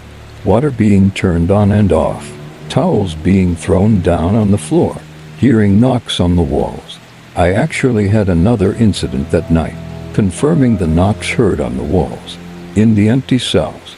That same night, or rather morning, we were assigned to a certain wing, and we had to do exit door checks, which basically meant going to the exit door of the wing and checking the fire exit door to make sure it was securely fastened, and then radioing it to control every few hours.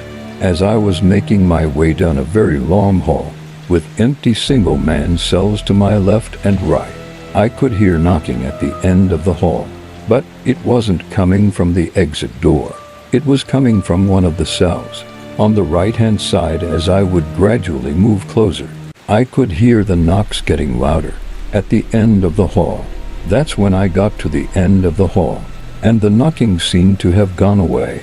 So I grabbed the exit door to make sure it was secure, and a very distinct and loud knock came from the one cell on the right-hand side of me. I'd seen enough horror films to not look into the empty cell and decide it would be best to just get out. I was a lone worker in a building doing its support, and I hear the buzzer go off at around 2 o'clock a.m. So I walk over to the door, and I'm about to press the release to open it and ask what the person wants. It was a large business park, so maybe he was looking for a certain building. But as I reached for the buzzer, he grabbed the door very quickly, which made me realize what I was about to do.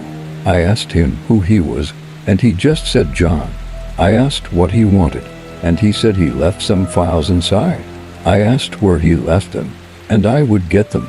He said I wouldn't know where they were, and he should just grab them. Basically told him to leave. After that, I was on edge for the rest of my shift. What the hell did this guy want? Why was he here trying to get in here at 2 o'clock a.m.? So many questions and no answers. Something you need to understand is that, in a lot of ways, my parents are wonderful and I love them, but I had a lot of repressed mental issues as a kid. Well, more than I do now. I was miserable, Felt trapped and scared because I knew I could never live up to certain expectations. Plus, I was a sensitive kid, which unfortunately clashed with my parents' approach of handling things. Not to mention, I was basically an outcast in school for years. I decided to run away. I thought that since I hated my life so much, I was already suicidal, and I thought I might as well run away to give it one last shot. I had this whole idea planned out in my head. Stupid move and naive, I know. Then now that we have gotten that out the way, here's the story.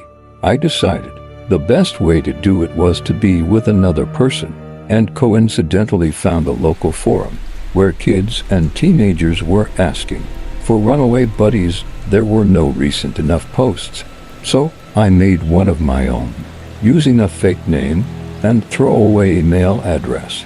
And after a while I was at my lowest point, I got a reply. He introduced himself as a 20-something-year-old man. If I remember right, I was about 14, and he said he was fed up with society and was putting together a group of runaways to live in the forest together, surviving off nature's gifts. I could see this was all shady, but at the same time, I was desperate and not thinking clearly at all. So I reply asking for more details. He asked my phone number and if we can talk. I didn't feel comfortable talking on the phone. I asked if I could get more details first. Which forest were you thinking of? What would we do in winter? How many others had signed up for this? Then he sent a very scary response. Are you stupid? I said, give me your Facebook, with a few choice words added in. His facade had dropped. I didn't respond after that, and neither did he, as far as I was aware. As I stopped checking the mail after a while, I don't know who he was, or what he was really planning for me. Probably the most messed up thing, though, is that for a moment, I actually considered meeting with him. I thought he could do what I couldn't, but I'm much better now. I don't want to even think what could have happened, or about the time of my life in general. So creepy guy on the internet, let's not meet. This happened to me about 3 months ago. I work at a Hy-Vee and as a night shift stalker, and it's 2 hours after we close. I'm in the frozen section, away from my coworkers who are in the grocery aisle, and out of nowhere, some guy taps me on the shoulder and says, "Oh, I fell asleep in the restroom. Can you let me out the store?" We eventually let him out. But I swear the moment he tapped me on the shoulder and I turned to face him, I almost instinctively tried to run. I think you would have to if it had happened to you. Being from a third world country, you see a lot of stuff happening all over. You never think it's gonna happen to you. After all, you're careful and you know better. You mind your own business and everything's gonna go 5 by 5. My mom is one of the strongest women I know. She's one of 15 siblings, which I think toughened her up and made her a woman of strong morals and no nonsense. She's one of the oldest of her siblings, so she has that nurturing mama bear thing down. She'll take crap from no one, and when confronted with fight or flight, she'll fight every single time. Like the one time my mom was picking up my sister from kindergarten, and some guy tried to snatch her purse. She took notice of him walking towards her with no good intentions, and she told my sister to hold onto her skirt. And when the man made his move, she just pressed her thumbs into the man's eyes and scratched him wherever she could reach. She's gotten mellow later in life, but for me, she's still the epitome of love and strength. This is the story of how I almost lost my mom to road rage. I was 10, it was a Sunday, and I had gone to the swimming pool with my friends. My dad was supposed to pick me up at 5, but by 7 I was fuming, angry, and decided to walk home. As it was probably a 20-minute walk, I got home and was mad, and my sisters were scolding me because it was dark and dangerous for a 10-year-old to be walking home on his own, and my dad had gone to pick me up 5 minutes ago. But I didn't care. I was pissed and just walked into my parents' room to to give my mum a piece of my mind. When I found her sobbing and in distress, I asked her what was going on, and she was angry at my dad and didn't want to talk to him again. My anger faded and curiosity struck instead. So I asked her.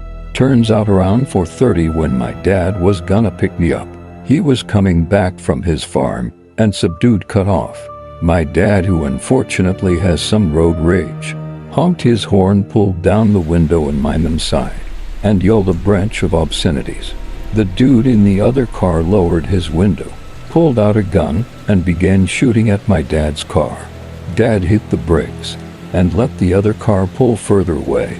They stopped and got out the car to catch their breath, and that's where my mom saw a hole in the space between the passenger's front door and the passenger's back door. A bullet nearly missed my mom's head, and she was hysterical. They got home, and Mom broke down and cried. Dad had to calm her down. That's why they were late to collect me. It's probably not as scary as other stories, but it's been 20 years since that day, and every once in a while I'll think to myself, if there had been a few centimeters in difference, my mom could be dead. And the what if is what scares me every time. I used to work in a night shift call center. There were only a few other employees on night shift, and the comfort rooms were empty most of the time. So I was using the toilet, and I knew I was the only one there. Since I could see all of the other cubicles were empty, I just stepped out of the toilet and into the hallway when I heard footsteps running in my direction from inside the comfort room. I glanced back, but no one was there. From then on, I would always ask one of my coworkers to accompany me. There I was too afraid to go alone. My mom was dating my dad at the time. I was around 10. He lived with his parents since his dad was sick, and since it wasn't really that far from our house, we thought we'd go visit him there. We had dinner and stayed for a while. He gave us gifts, gave me a cow plushie which I still have to this day, and everything goes well and it gets late, around 11 p.m., and we decide to leave. It's literally pitch black. Also, I may remind you that it's probably mid-December. There's no snow falling at the moment, so it's icy, and you couldn't see your hands in front of your face. So like any normal human beings would, my mom puts her high beams on.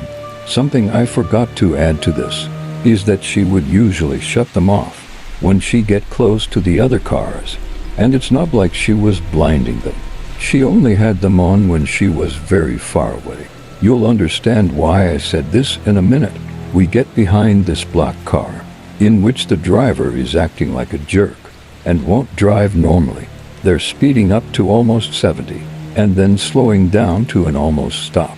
And my mom can't turn because the road we're on is rural, and there's nothing but cow fields on either side. There was nowhere to go, so we ended up behind him with an extremely aggravated driver. Behind us it's a bit harder to see again, so my mom puts on her high beams a fair distance away from the car in front, because you wouldn't do that if you weren't far away. But of course, the driver in front of us stops completely, and then this huge burly, bigger built man starts sprinting over to our car at top speed. I start screaming and crying, and can see that he's holding a blunt object in his hand. My mom recoils as she fears the worst, as she looks around, trying to figure out how she could escape. There's a car coming from the other way, so she can't turn around. His car is in front of us, so she can't hit the gas. There's only fenced-off fields around us, and he pounds on the window like the FBI and starts screaming and swearing. He starts threatening us, saying that he'd kill my mom if he ever caught her with our high beams on again. Of course, I'm screaming and crying. I'm being a small, skinny 10-year-old girl, not knowing if me and my mom were about to get killed, and also knowing full well if she did, I wouldn't know what to do or how to get home. And I didn't have my dad's phone number memorized at the time, and I didn't exactly remember how to work my mom's phone. So I didn't even know how to call my dad to begin with. The man's body language was just off. I'm not sure if he was drunk or high, but it seemed that way, and he looked at me for a second, which scared me and my mom rightfully. My mom is also a very small lady, and our car wasn't very fast, so she wasn't sure what to do, because neither fight or flight would work. At this point, the blunt object in his hand turned out to be a huge flashlight, which he began to repeatedly hit the window with. He also started flashing the light in my mom's face to blind her. Ironic. My mom yelled at him to get lost as he hit the window harder, about to break it. Thankfully, the car behind us started to lay on the horn, and he got back into his car out of fear and sped off. My mom called out to my dad, who drove around almost all night to look for the guy, but didn't find anything. I can't remember if we called the cops or not. I just remember crying into my pillow all night long. One night I was working very late in the office with one of my co-workers. We were finishing up filing and talking before heading out together. We went to the lobby, locking up the door, turning everything off, and went back to the mailroom to get the last few things out. While we were talking, we heard heels walking around out the lobby. It sounded like they were just walking around in circles. No one really wears heels at our office either. Thinking it was a director staying late, we quieted down and waited for them to walk by. Hello, Susan. But there was nothing. We just locked those doors, and there was no other way for them to go other than to pass us on the way out. We went to look in the lobby and no one was there, but we both heard it as clear as day. Working late in that building always meant hearing noises and things, but that was the first time we heard something pretty undeniably strange. When I worked the graveyard shift at a 24-hour porno store/strip club, on a night I happened to fortunately not be working, there was an incident in the gay room. Basically, the details I gathered from the people who were working there at the time was that a big guy came in and went into the room. A few minutes later, another dude comes in, basically crawling out and crying. He's screaming that there's a man in there, sexually assaulting people. Now I worked with a plethora of jack bouncers, who literally feared nothing except that back room. The bouncers all came up with excuses not to go in there, and convinced a cashier friend of mine to do it. So he grabs a baseball bat that we had behind the counter and adventures into what only can be described as a dark, teemingly gay cavern of misdeeds. Now we were all afraid to get the police involved in this kind of stuff, because not only was the place mafia run, but it was also illegal to have a gay room, which was definitely the place's biggest moneymaker. We didn't want the wrath of the cops or mafiosis on us, so we never involved the police anyway. He gets inside, and this big gentleman is wearing a mask and has all the dudes there lined up with no pants on, and he's just taking them all one by one, leaving them bleeding and terrified. My cashier friend Dave walks in there and starts yelling at the dude, "Dude, you can't be doing this back here." The guy starts sobbing, apologizing profusely, and runs out the store. The ambulance arrived shortly after and took a few of the guys to the hospital. This is sadly a true story, and I really hope the people involved didn't catch anything and were okay as you can be after that, of course.